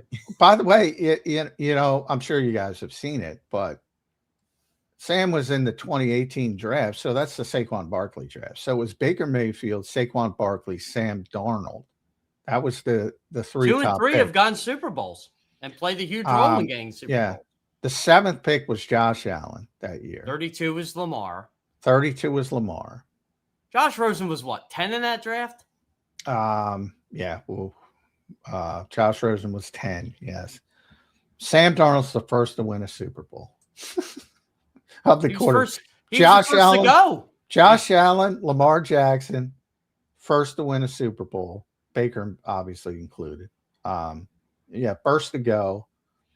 First USC quarterback to ever win a Super Bowl. How crazy is that stat? We'll put the sting on for Ravens fans right now. The Ravens defensive coordinator for a lot of those years was Mike McDonald. Oh yeah.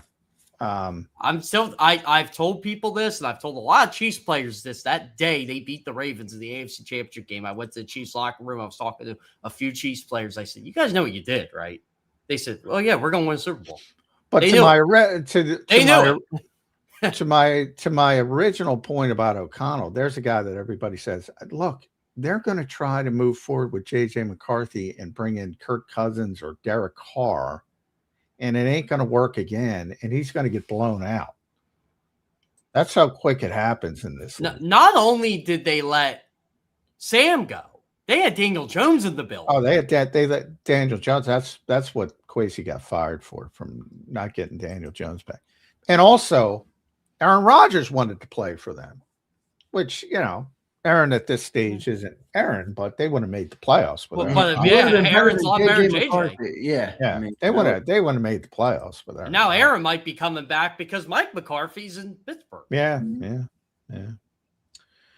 But if you screw up the quarterback position that badly, you're going to get fired. And Kwesi's already gotten fired. Shame. I like the guy, know him, but I mean, you can't survive that kind of mismanagement at the game's most important position. I agree. Jeff, let me ask you, how about the elevation of our boy Dino Vasso? Yeah, Dino got a lot of head coaching, not head coaching, defensive coordinator sniffs. Yeah, defensive coordinator sniffs. Well, that's what happens. I mean, how good was that Houston defense this year? They were phenomenal. I mean, that was Super Bowl caliber. Yeah. I thought my pick was Seahawks Texans. Wait, speaking of other coaches around the league, there's a couple interesting things about the Eagles' former staff that Doug Peterson was fired for. Press Taylor. Yeah, Press Taylor got elevated. Oh, I love that one. To the offensive coordinator of the Chicago Bears. Ben Johnson loves Press Taylor. Wait, the offensive genius of our time, Ben Johnson, hires Press Taylor. But Doug Peterson, he was already there, by the way. Press was already there. But I just think it's funny. Like, Press Taylor is the reason Doug was fired. Yeah. And wait, and you know the other one that Doug wanted? You know who it is, right, Jeff? Defensive side? Oh, yeah. Matt Burke, the defensive coordinator of the Houston Texans. That's right. I was thinking about that. I'm like, wait a minute, where's Matt Burke at now? That's a good pull, Zander. That's a really good pull. Matt Burke and Press Taylor. Well, it was Corey Unlin too. It was yeah, that's right. Unlin's still in Detroit, right? Yeah, but no, I forget. He leave. He got a head coaching. Head coach. Why do I keep saying head coach? He got a defensive coordinator sniff. He might be still in it for the teams looking for defensive coordinator. But you know where Corey Allen's at? I should know this. The Texans. Yeah, Texans getting a lot of love. Knows how to hire people. A lot of love. But yeah, I mean, well, the Press Taylor stuff always killed me because that tells you how quickly things turn in this league. Because the Eagles really propped him up as a rising star in the coaching ranks. and then he became a scapegoat here. And that's how quickly it happens. And he was not even a Doug guy. He got here with Chip. He was another guy who got here with Chip, and they kept him because they loved him. And then Doug took a liking to him, and then Doug gets shit for liking him. It's crazy how this league works. So Corey is actually. It looks like the Browns are going to contact the Texans to interview him for defensive coordinator. And by the way, Press Taylor found the Philly special. The Philly special. Did you guys watch the documentary on Friday? That was good. What was it? I didn't. It was on ESPN. I got that trailer. I should have watched it in advance, and I still haven't watched it. I'll watch it, but it was very good. It did they mention Press? Did they mention Press? Yep, they did. What was it on? Was it on the Philly special? Yeah, so it was pretty much like the 17 season, but they kind of did more of the Foles part of the season.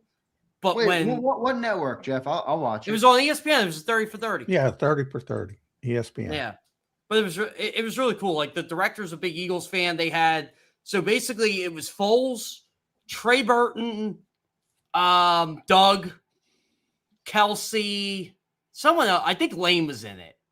I'm trying to remember now. I got to rewatch it, but they did a really good explanation of like how the play came to be, what. Well, I'm glad they gave Press credit. They gave him credit. Yeah, but it was funny, like because Burton and Foles are laughing. They're like, "Yeah, we were going to use this in the NFC Championship game, and we didn't have to." Yeah, that turned into a blowout quick. Yeah, they did. Well, I knew Burton, and I actually mentioned this Burton on X, and I said, Trey, before we even get into this, wasn't that your first touchdown pass since like high school? He's like, yeah, ninth grade. Yeah, it's pretty amazing. Yeah. All right, Jeff, last question. And he mentioned in the documentary, so. All right, last question for me, Jeff, on the Eagles' evolving coaching staff right now and the storyline of their 2026 season. Are Jalen Hurts and Nick Sirianni both on the hot seat together? Ooh. Is just Nick Sirianni? Is it just Jalen? Is it one or the other? I think in a way, yes, but I don't want to go that route because, I mean, if you get a new head coach, he'll probably want his own quarterback.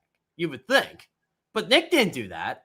Well, I guess he did, right? He did, but he didn't want to. It wasn't. I remember the Eagles wanted Wentz to stay by how I would. I feel like with Jalen's credentials, I feel like he gets more of a leeway than Nick does, don't you think? You know, but Nick's credentials, Nick should get a leeway too. I think he gets more leeway because it's easier to find a new coach than it is easier to find a new quarterback. I agree with much John easier. There.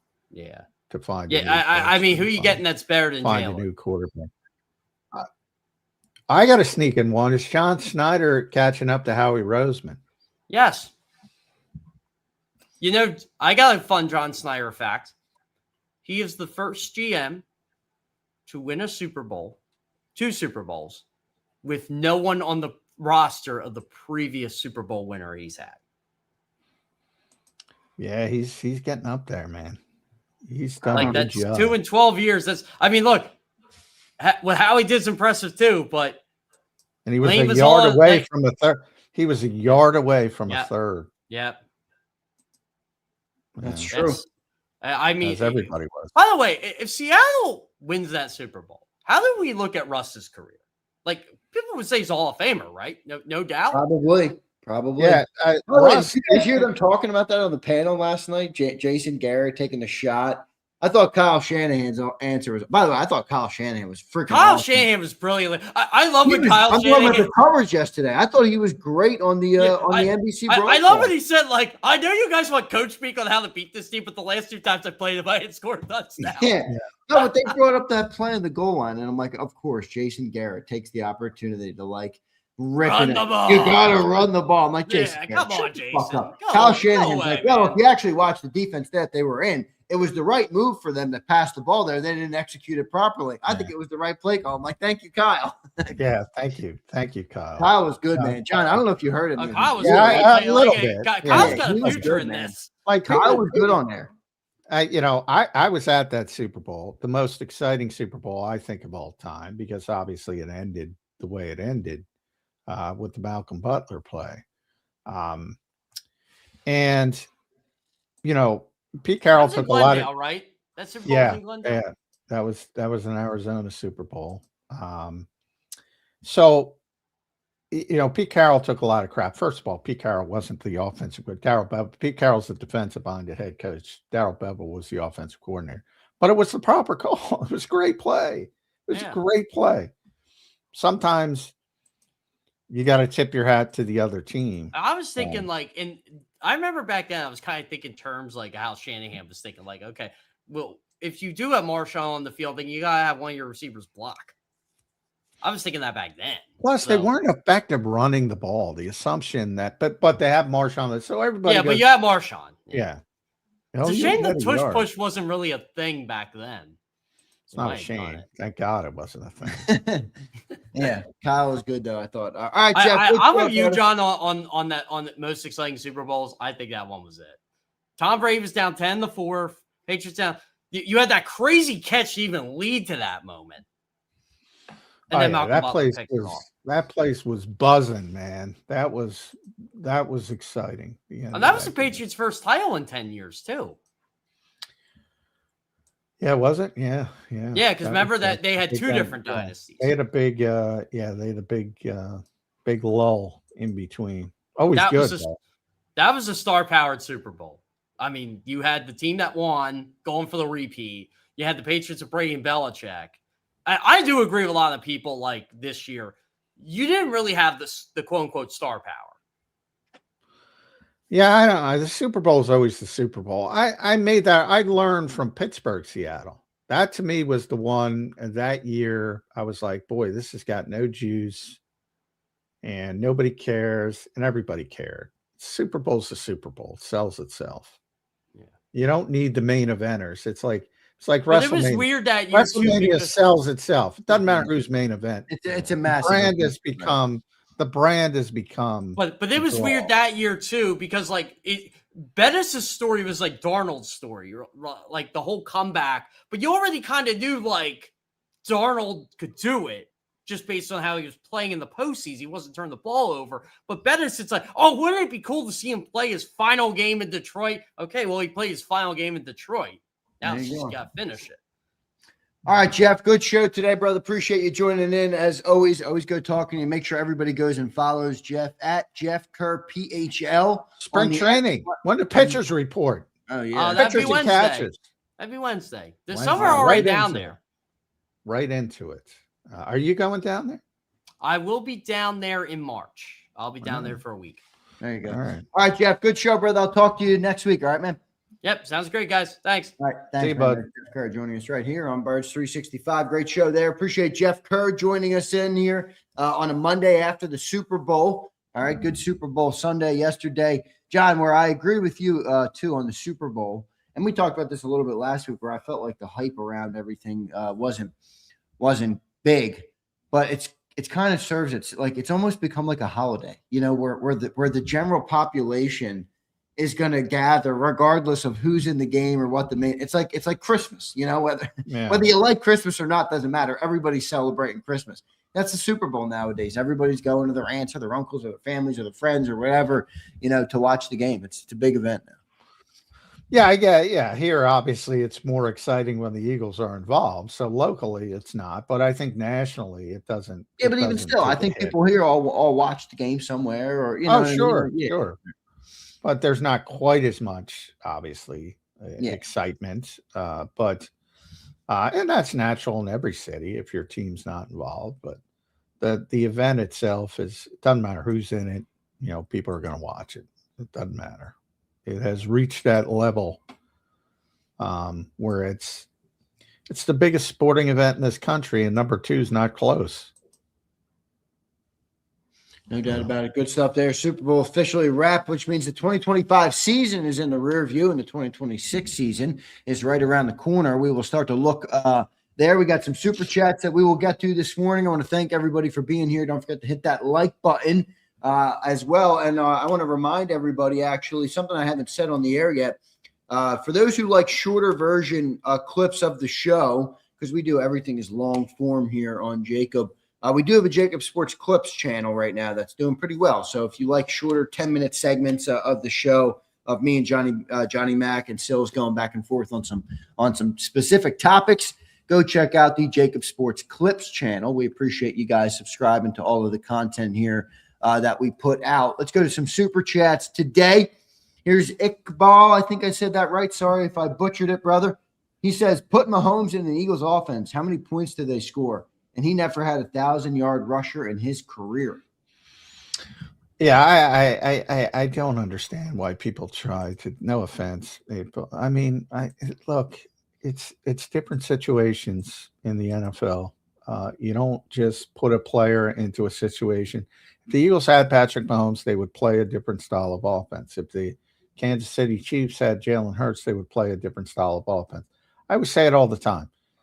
You know, why would you ask Jalen Hurts to play in Brock Purdy's offense? Vice versa. Why would you ask Brock Purdy to play in Jalen Hurts' offense?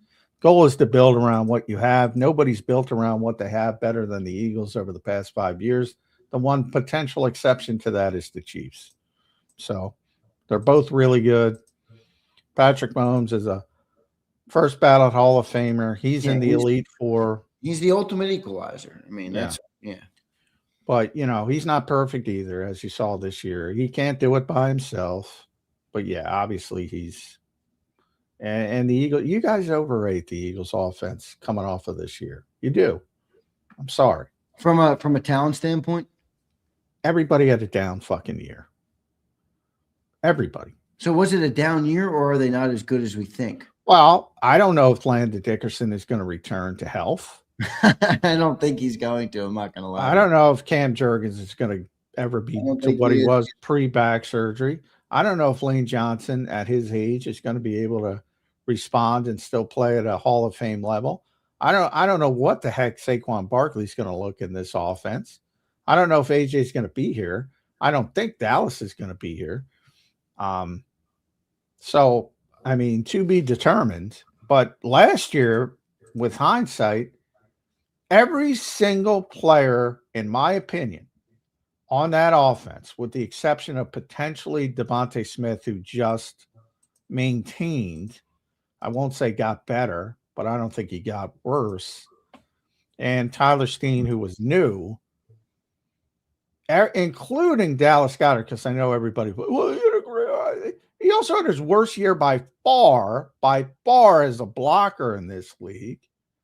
And that was the more important part because the Eagles are so run dependent on how they were trying to play, and their running game as a whole went in the shitter from from 2024 when they had the sixth best running game in NFL history. So last year, Patrick Mahomes, obviously probably a little bit better with that offense, but not much. If everything went the same way from everybody taking a downturn.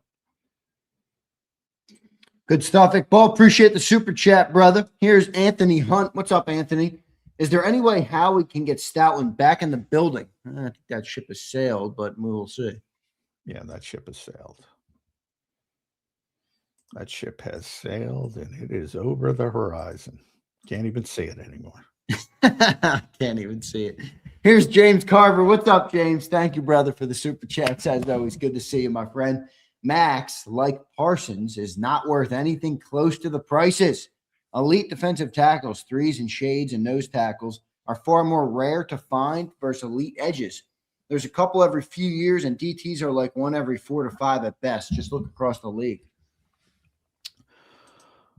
James, I love you, buddy, but Micah got here. I think he'd be singing a different tune.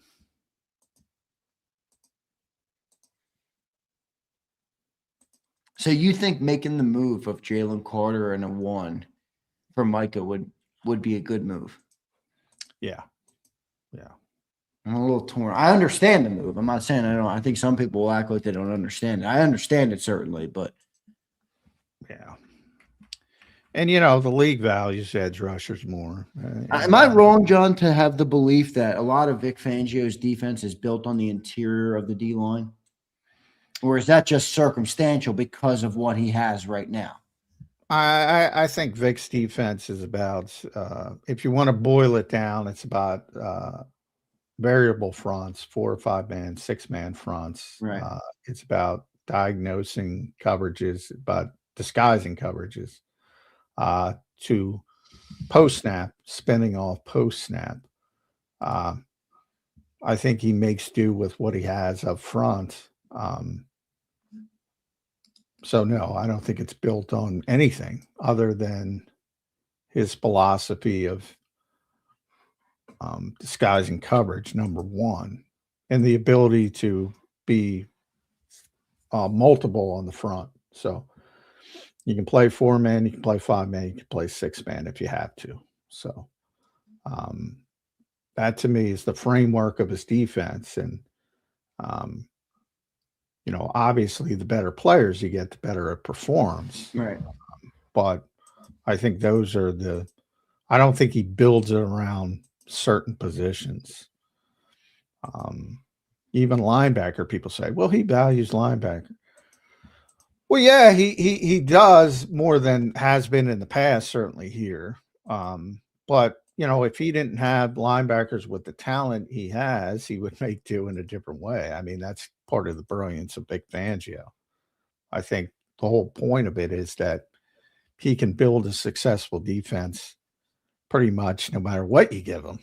Now, there's a certain level of, you need a baseline of talent, but as you've seen throughout his career, he's had different styles of stars. Depending, in San Francisco, it was linebackers.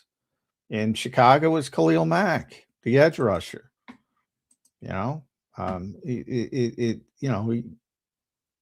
He's very malleable, which is a good thing.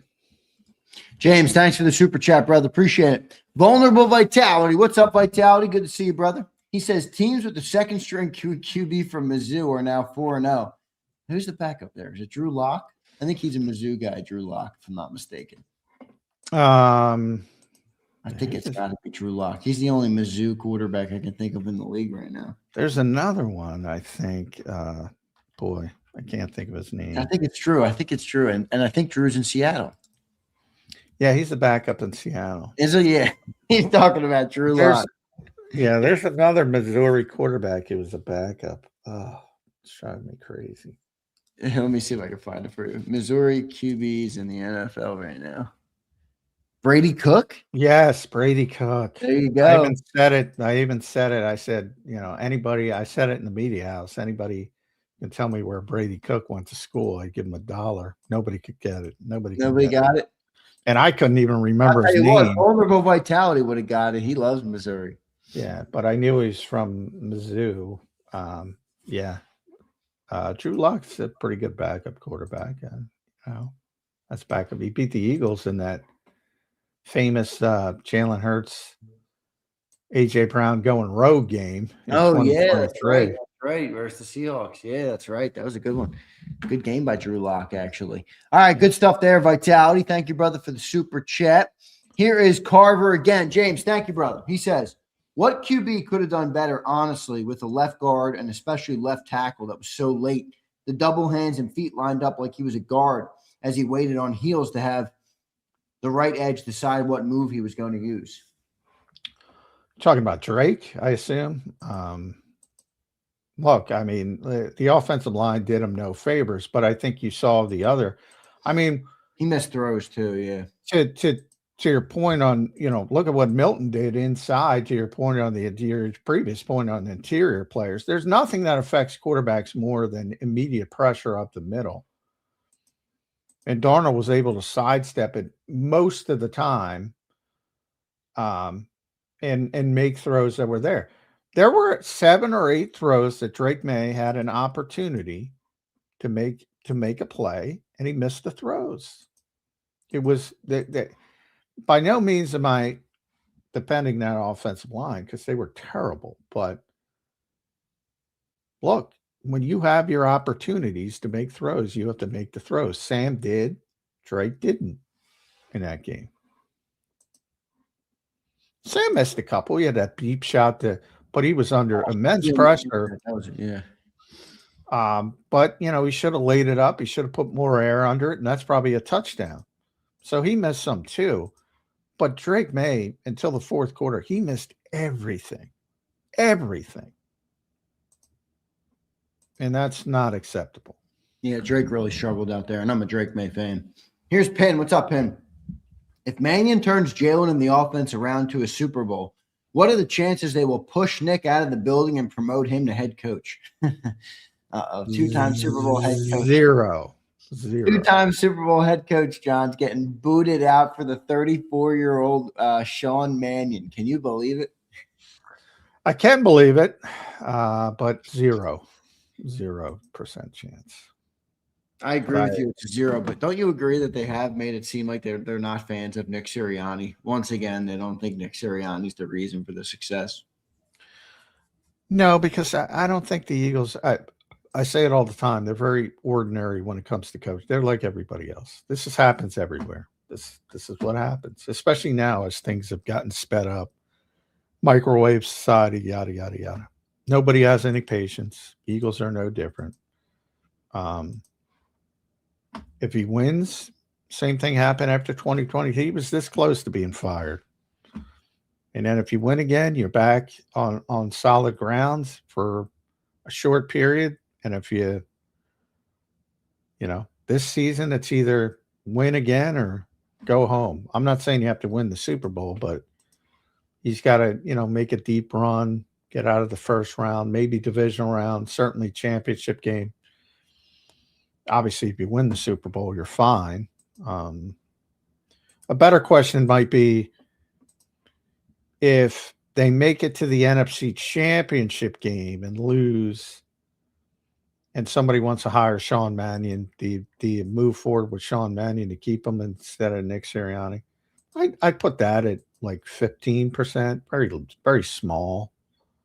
But, people in the building, if not people in the building, which really means one, Jeffrey thinks, hey, this is the guy who's really the reason. Maybe, but I doubt it. Fair enough. Good stuff there, Penn. All right, John, as we now wrap the 25, NFL season is officially in the rearview mirror. All right, we now move into the full offseason mode. We've been in offseason mode for quite a bit, all right, in Eagle Land, because they lost in round 1 of the playoffs. But we now move fully into offseason mode where the NFL season is officially behind us. The Seahawks have been crowned Super Bowl champions. Well done by Mike McDonald and Sam Darnold and that group. That defense is amazing. Kenneth Walker is a great player. So congrats to those guys. Good win for that team, for that organization. And now the Eagles gear up, John, to try and go back or try and get back to prominence. This year they lost in round 1 of the playoffs, and a lot of question marks, John, as we enter the full swing offseason here for this Eagles team with all the changes they've had so far and all the changes that are still yet to come. Yeah, still got to batten down the coaching staff. That's priority First number order 1. of business, right? Yep. Yeah. Yep. And then Combine later this month starts, and that's where all the groundwork, as I said, is done for free agency and all that kind of stuff. And that's when you'll really get a better feel of where AJ and the relationship with the Eagles is, and if they're really going to try to move on, or if it's going to be more of a convince them Sean Mannion is the guy to turn this passing offense around. And, maybe they have to live with it for one more year. I've always thought, from a cap standpoint, it makes sense for the Eagles to keep them one more year. But that's number one. You have to, Lane Johnson, I think, is going to be back, but you have to have clarity on that. Landon Dickerson, I think, is going to play, but you have to have clarity on that. I'm sure they will by the March 11th. So all the personnel stuff will start gearing up. N'Kobe Dean, Reed Blankenship, Dallas Goedert, et cetera, et cetera, et cetera. Yep. We'll see what ends up happening here with all the stuff to unfold in the offseason. John, what specifically is left to fill out in the coaching staff? Well, you have to decide if you're going to bring in new people at running back and tight ends. Tight end, Tight end, running back, right? running back and wide receiver. You have to. Is Jamal Singleton going to be back? Is Aaron Moorhead going to be back? So they still have to make those decisions. Couple things. They lost Tyler Yelk, so some lower support stuff. He's going to Nebraska on the defensive side. Obviously, Joe Casper already got elevated, but you still have some changes to make, and that'll get buttoned down. But they're getting closer and closer. The longer it goes, you would think, and that was the word we got, there'd be a mix of new and old. So I think that probably bodes well for Jamal Singleton and Aaron Moorhead, but we'll see how it shakes out. Yeah, we'll see what they end up doing. John, good show today. Appreciate Jeff Kerr joining in. Super Bowl 60 is wrapped. It's a nice Super Bowl name. 60, 59 is 60 is dope. You know, just the round number. LX. Well, CJ got a lot of hype for LIX. Well, because of the stupid sweatshirt he wore at the parade. In the untoward way. Yeah, so depends how you look at it. They weren't happy about that, the Eagles, were they? I don't think the Eagles are ever happy about anything CJ did, but no, they weren't. Except win. Yeah. Yeah, it's true. That's true. All right, John, I got to ask you this to close up the show today. Are you a halftime show consumer? I see that this is a controversial topic. They've been debating it in the chat for the first. Oh my God! Who cares? Who cares? I know more about Bad Bunny because I'm a wrestling guy. He's already, he's wrestled. Has he done the WWE stuff too? Oh yeah. So he's like that, boy. I tell you what, WWE, they get everybody. Yeah, he check out. He actually wrestled. He was good too. Was he? Oh, he's real good. Check it out. Celebrity who was pretty damn good. You said. Well, Logan Paul's. Oh no! Logan Paul's actually good. Logan Paul's turned into an actual, right? He's actually really good at it. Jelly Roll didn't do bad, shockingly. Wow. But I mean, Bad Bunny was really good. I mean, really good. And they did his match in Puerto Rico, where he's from, and you go to YouTube and search his entrance because it is unbelievable. It's one of those moments that. So I know more about him than most people. He's one of the biggest stars in the world, but it's weird for this country because, he's not singing in English. So I'm like, to me, I don't care. Prince had the best halftime show ever. Nobody will ever top it, in my estimation, at least to this point. I don't care. I don't care. You guys could argue with it. I don't really care either, John. I'm not going to lie to you. I don't care. Other than I don't understand. I took 2.5 years of Spanish, and I didn't retain much of it. So I don't understand what's going on, but I like him because he was in wrestling, so I have no problem with it. There you go. Good answer, Johnny. I'm with you. I don't really care one way or the other, to be honest with you. I thought it was funny, but good stuff. All right, John, your final thought here on a Monday edition of Birds 365. It's finally over. Super Bowl 60. The Eagles are no longer Super Bowl champions. So it happened. It was a good run. It was a 1-year run. Same thing. The Seahawks will not be defending, but they will be the reigning champions when things kick off. And they will open the season on Thursday night. The question is against who? But a good team. I thought Seattle, if you look at it, they were a dominant team this year. They were a legit dominant. They lost 3 games, and I think their biggest loss was by 4 points. They were in every single game. Unbelievably dominant defense, solid offense. Worthy Super Bowl champions. The Patriots, Godspeed. I don't know how you got there, but you did it. But that was a road apple to the Seahawks last night. John, good show today, brother. Appreciate you doing it. As always, we will talk to you on a Tuesday edition of Birds 365, my friend. Good show as always, John. Thank you, man. All right, thanks all. All right, thanks, Jim Mack. There's Johnny Mack, John McMullen joining us right here on Birds 365. Good show today. Hope everybody enjoyed Super Bowl 60 yesterday.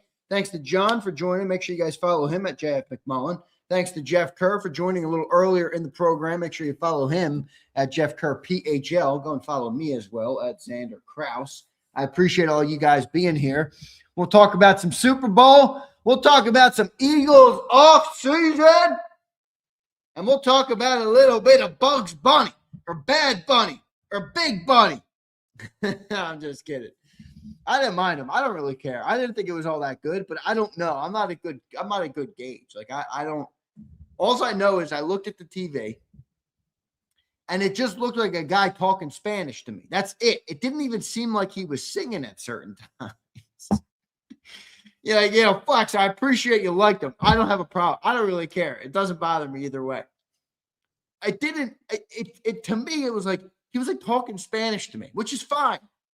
But it didn't really sound like he was singing the whole time. Like the one clip, I forget. I was working. I had a great Super Bowl, by the way. Me and my fiance was fire. She made amazing food. She's so good. I feel so fat today. I mean, if I told you guys, I feel so fat today. I ate food all freaking day. But I'm working on my computer, getting some shit done for the week. And I'm, Bad Bunny's on the screen. And I look up and I'm like, is he singing or he was just kind of like talking Spanish and he's got the Mexican stuff around him? So no, I thought it was fine though. I didn't really care either way, to be honest with you. I didn't really care either way, but I didn't think it was all that great either. I mean, I certainly wasn't like, whoa, run that replay back. Let me make sure I watch Bad Bunny again or Bugs Bunny or Big Billy or whatever the fuck the guy's name is. One second. Also, anybody in Jersey right now? The wind. I don't know if it's just where I was. The wind in Jersey. Holy shit. Puerto Rican stuff. Whatever. Dude, whatever, bro. I don't know. No, I know. Z hates. No, I actually love Puerto Rican culture. I'm not Puerto Rican, obviously. I'm a white guy. But when I was younger, I used to work at a restaurant. I was a bar back and a bartender. And I was younger. I was like in what was I? High school, early college. And my best friends at the restaurant were always the Puerto Rican. They were the chefs in the kitchen. So my deal with the Puerto Rican chefs was this. One, they always watched baseball on their phones. They love baseball. At least the ones I worked with did. I would bring them Red Bulls from Wawa. So I'd show up or get them Red Bulls as a bar back. You have access to the Red Bull in the restaurant, or get them Red Bulls from the back. And I didn't like to take them from the restaurant because the GM would get mad, or the manager would get mad at us. So I'd bring them in Red Bulls from the Wawa. So I'd bring them in Red Bulls probably a couple, two, 3 times a week. And whenever I wanted food at work, they always hooked me up with a plate of food. So you got to know your way around, folks. That's like a little game for you. All right. If you work somewhere, you got to figure out the right people to make relationships with. When you're working in a restaurant, you know who you want to be friends with? You want to be friends with the chefs. All right. You want to be friends with the people preparing the food. So that's my history with Puerto Rican culture. But Bryce, also this, I got a haircut on Friday. And I was talking to my barber. He's a Puerto Rican. It's a small little barbershop. There's 3 of them, and they're all Puerto Ricans. I love them. They're fucking hilarious, dude. And we were watching a car video. The guy redid a Bugatti. It was sick. But I was in there talking to them about because they were like, "You watching Bad Bunny?" I'm like, "Bro, I'm a white guy. I don't fucking know Bad Bunny." They're like, "Come on, Poppy. Come on, Poppy." I'm cracking up. They were all fucking fired up about Bad Bunny. All right, so they enjoyed it. I was happy because I knew my barber enjoyed it. All right. My barber and his buddies enjoyed it. So those people loved Bad Bunny, I'm sure. I don't care. I don't care enough. I really don't care about it enough. All right. I need to call my brother-in-law. He probably loved it. I don't know what you mean by that. I guess your sister's married to a Puerto Rican poppy. I saw it. Right. I did see that. What the fuck was that? Was that like I guess part of the show? That wasn't like a real thing, was it? This is true. If you call Puerto Rican that's true. That is very true. That is very true. Hey, T-Time, I'll tell you what. That was pretty cool for Hurts, man, to be up there with some of those guys that got announced. I mean, that's no joke. That's pretty sick, dude. Oh, Preston, you're in South Jersey right now? Oh, it's crazy, dude. Thought my vet was gonna blow away. I'll tell you what, though, there's a lot of people who criticize. Yeah, the jackets were sick, Flex. There's a lot of people, and I believe me, I don't act like I'm not a part of it. Sometimes I'll criticize Jalen Hurts, and sometimes perhaps I'm too hard on Jalen Hurts. But it's pretty remarkable to think about what the man has accomplished. And when he's up there with guys who've accomplished so much, and I know there's haters, and I'm sure there's still haters in here right now. All right. And I don't think he's perfect. I'm not a Jalen fanboy, but I mean, you think about his journey as a player and what he's overcome, and then now where he's positioned himself as an NFL quarterback. I mean, Super Bowl winner, Super Bowl champion, Super Bowl MVP. He's an all-pro player. He's a multi-time Pro Bowl player. He's a top contract guy. I mean, this is a guy that's not only reached the pinnacle of his profession, but has also reached the pinnacle of the sport and is now amongst the greats in the history of the sport. I mean, that's pretty remarkable. And that's worthy of credit. Whether you like Jalen Hurts or you don't like Jalen Hurts, I don't give a shit. This is not about that. The objective fact is it's pretty amazing to see the accomplishments of Jalen and what they've catapulted him to be a part of, and what it's catapulted him to be a part of. Jalen walking out with some fucking NFL greats. Jalen being as accomplished as he's been in his career. I mean, a lot of talk about Drake May. You're going to see it all over the internet. I like Drake May. I think Drake May's got a great future. I really do. He's struggling on the Super Bowl stage. Jalen Hurts in the Super Bowl, doesn't matter. 22, 24, 25, doesn't matter. Jalen Hurts delivered the goods on the Super Bowl stage. It's pretty cool. It's a pretty cool accomplishment. And I do think, as much as when you have a down season and you try and look at all the problems with the team or what you have to fix, and hey, that doesn't excuse Jalen from some of the problems that the team has had. I'm not saying that at all. But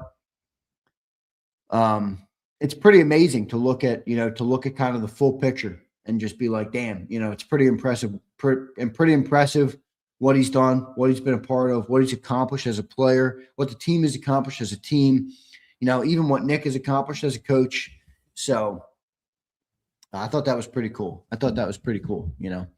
So shout out to Jalen, and I thought that was pretty cool to see him out there at the Super Bowl, for the Birds, because we're not in the game.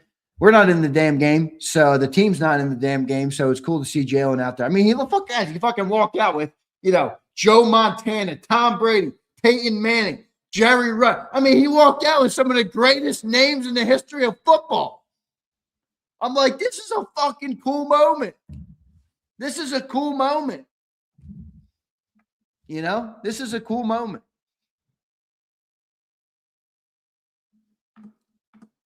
Prince, I don't disagree, man. I'm not saying it's the end. I'm not saying it's the end. Or all right, you've accomplished it. But I do think sometimes when you have the downs, it's easy to get stuck there. It was cool to see. I thought that's all. I thought it was cool to see. I did think it was cool to see. So, all right, guys, what else did you guys take away from the game? Bad Bunny. We talked about Bad Bunny. I know my boy Fred. It's funny. I wasn't on social media at all. I've been getting off social media on the weekends. Been grinding, working on some back end stuff without going on social media at all. It's actually a glorious thing. It's actually a very glorious thing. But the second I loaded up social media last night, which I haven't really done, I did see my boy Fredo. I know Zander Krause enjoyed the Bad Bunny show, which was pretty funny because earlier in the year, you guys remember when I was trolling about Bad Bunny. I don't know a single Bad Bunny song. My barber won't be happy with me. All right.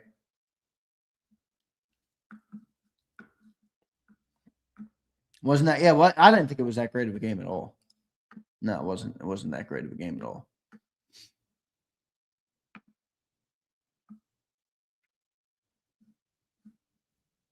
He was the only one with sunglasses on. Kind of a dick move. Catch, I didn't even realize that, but that's Jalen-esque, isn't it? He loves style and fashion and all that stuff. We got to get Z. Flex, I know my way around, all right? Let's just say I know my way around. You know, Flex, I'm the kind of guy that I kind of mind my own business, but let me just say, sometimes, or at least a time in my past, my business has led me into an environment like this, but I put the blinders on, Flex. I get in. I handle what I got to handle. I focus on who I got to focus on. I block out the noise, and I keep rolling. All right? I won't say – thank you, Flex. I don't want to say too much more on that. I'm sure you catch my drift. Here's Fat Frank. I know this. Seattle definitely looked like the final boss of the NFL for next season. Frank, it moves quick, bro. I wouldn't say that too quick. Eagles look like the final boss, didn't they, for this year? They weren't. Let's see what they look like.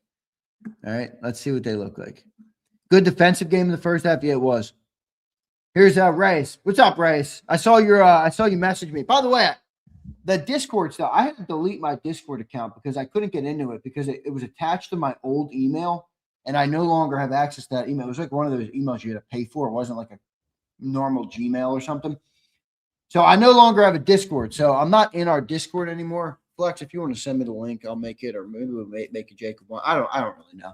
I was just telling you guys I'm not in there anymore. But Reyes, before I deleted my Discord and got booted out, I did see your message about the rosaries.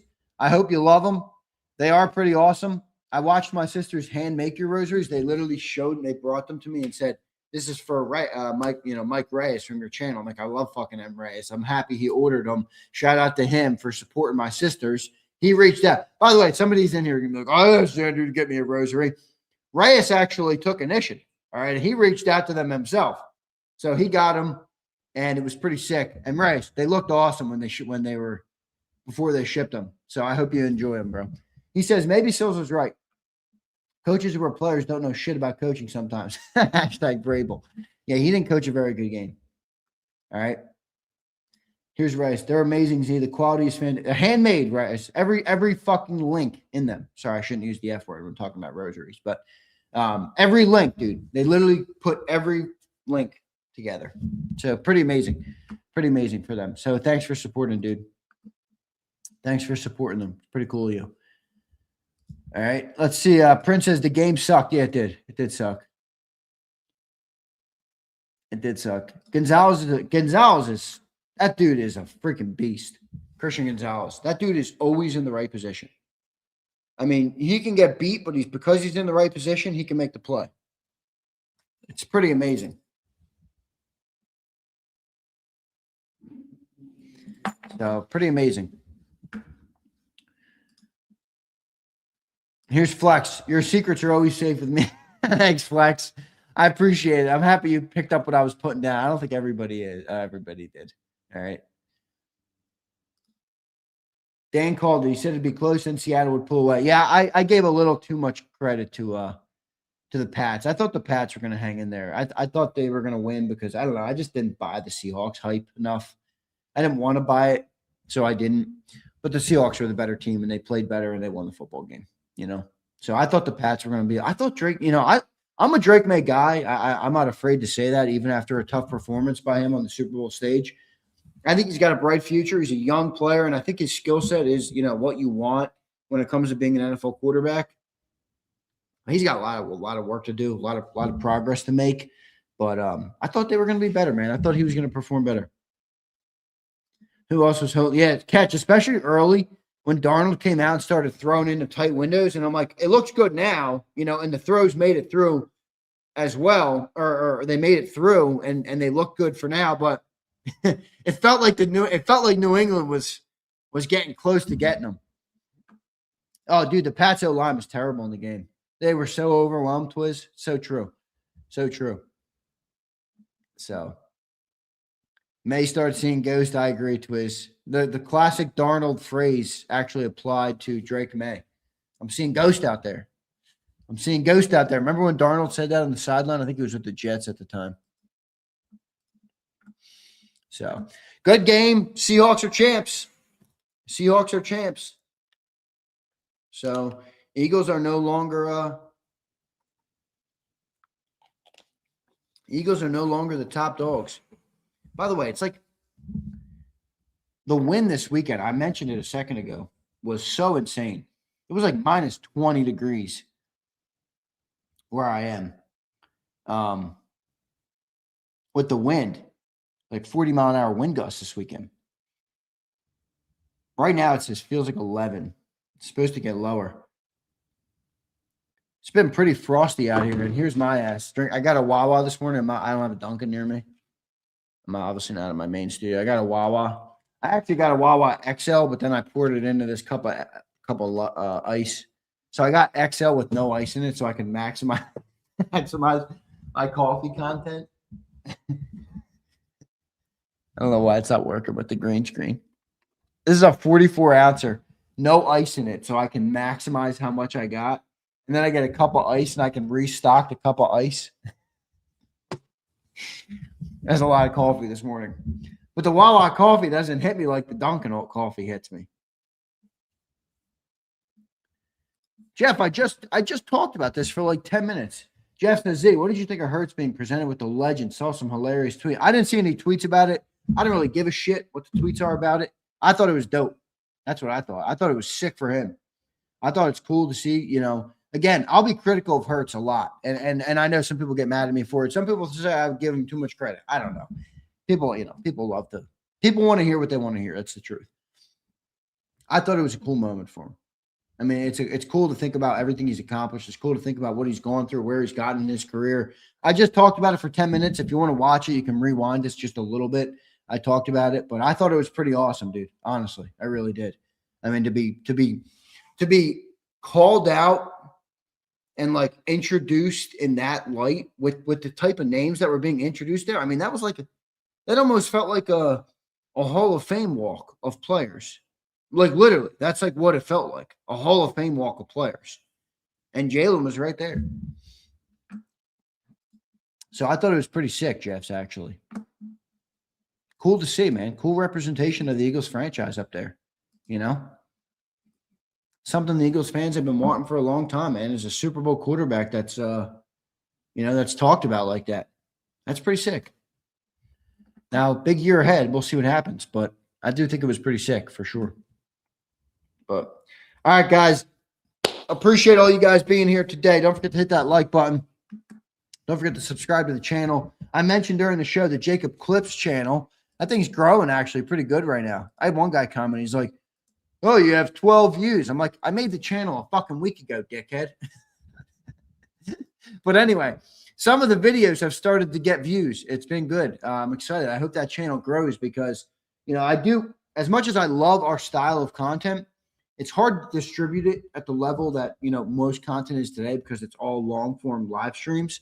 So this is like it's taken like 10, 12, 8, 14, between like 8 and 14 minute clips of the shows and just posting it up. I'm going to start to get shorts posted up again there too. But I had to change my structure around a little bit, so I don't have them right now. But so the Clips channel's growing. If you want to guys go check it out. If you don't want to watch clips, please don't go subscribe to the channel. You'll just hurt the channel. So if you get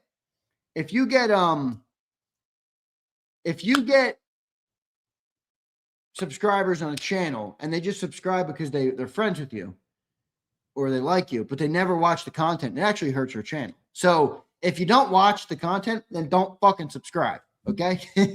I don't need you to. Your being here is good enough. It's all good. All right. So we're growing out that. Big Mike, how was pre-K? Big Mike, it was effing awesome, dude. I absolutely loved it, Big Mike. It was really awesome. Really, really awesome. I really enjoyed it, Big Mike. I really did.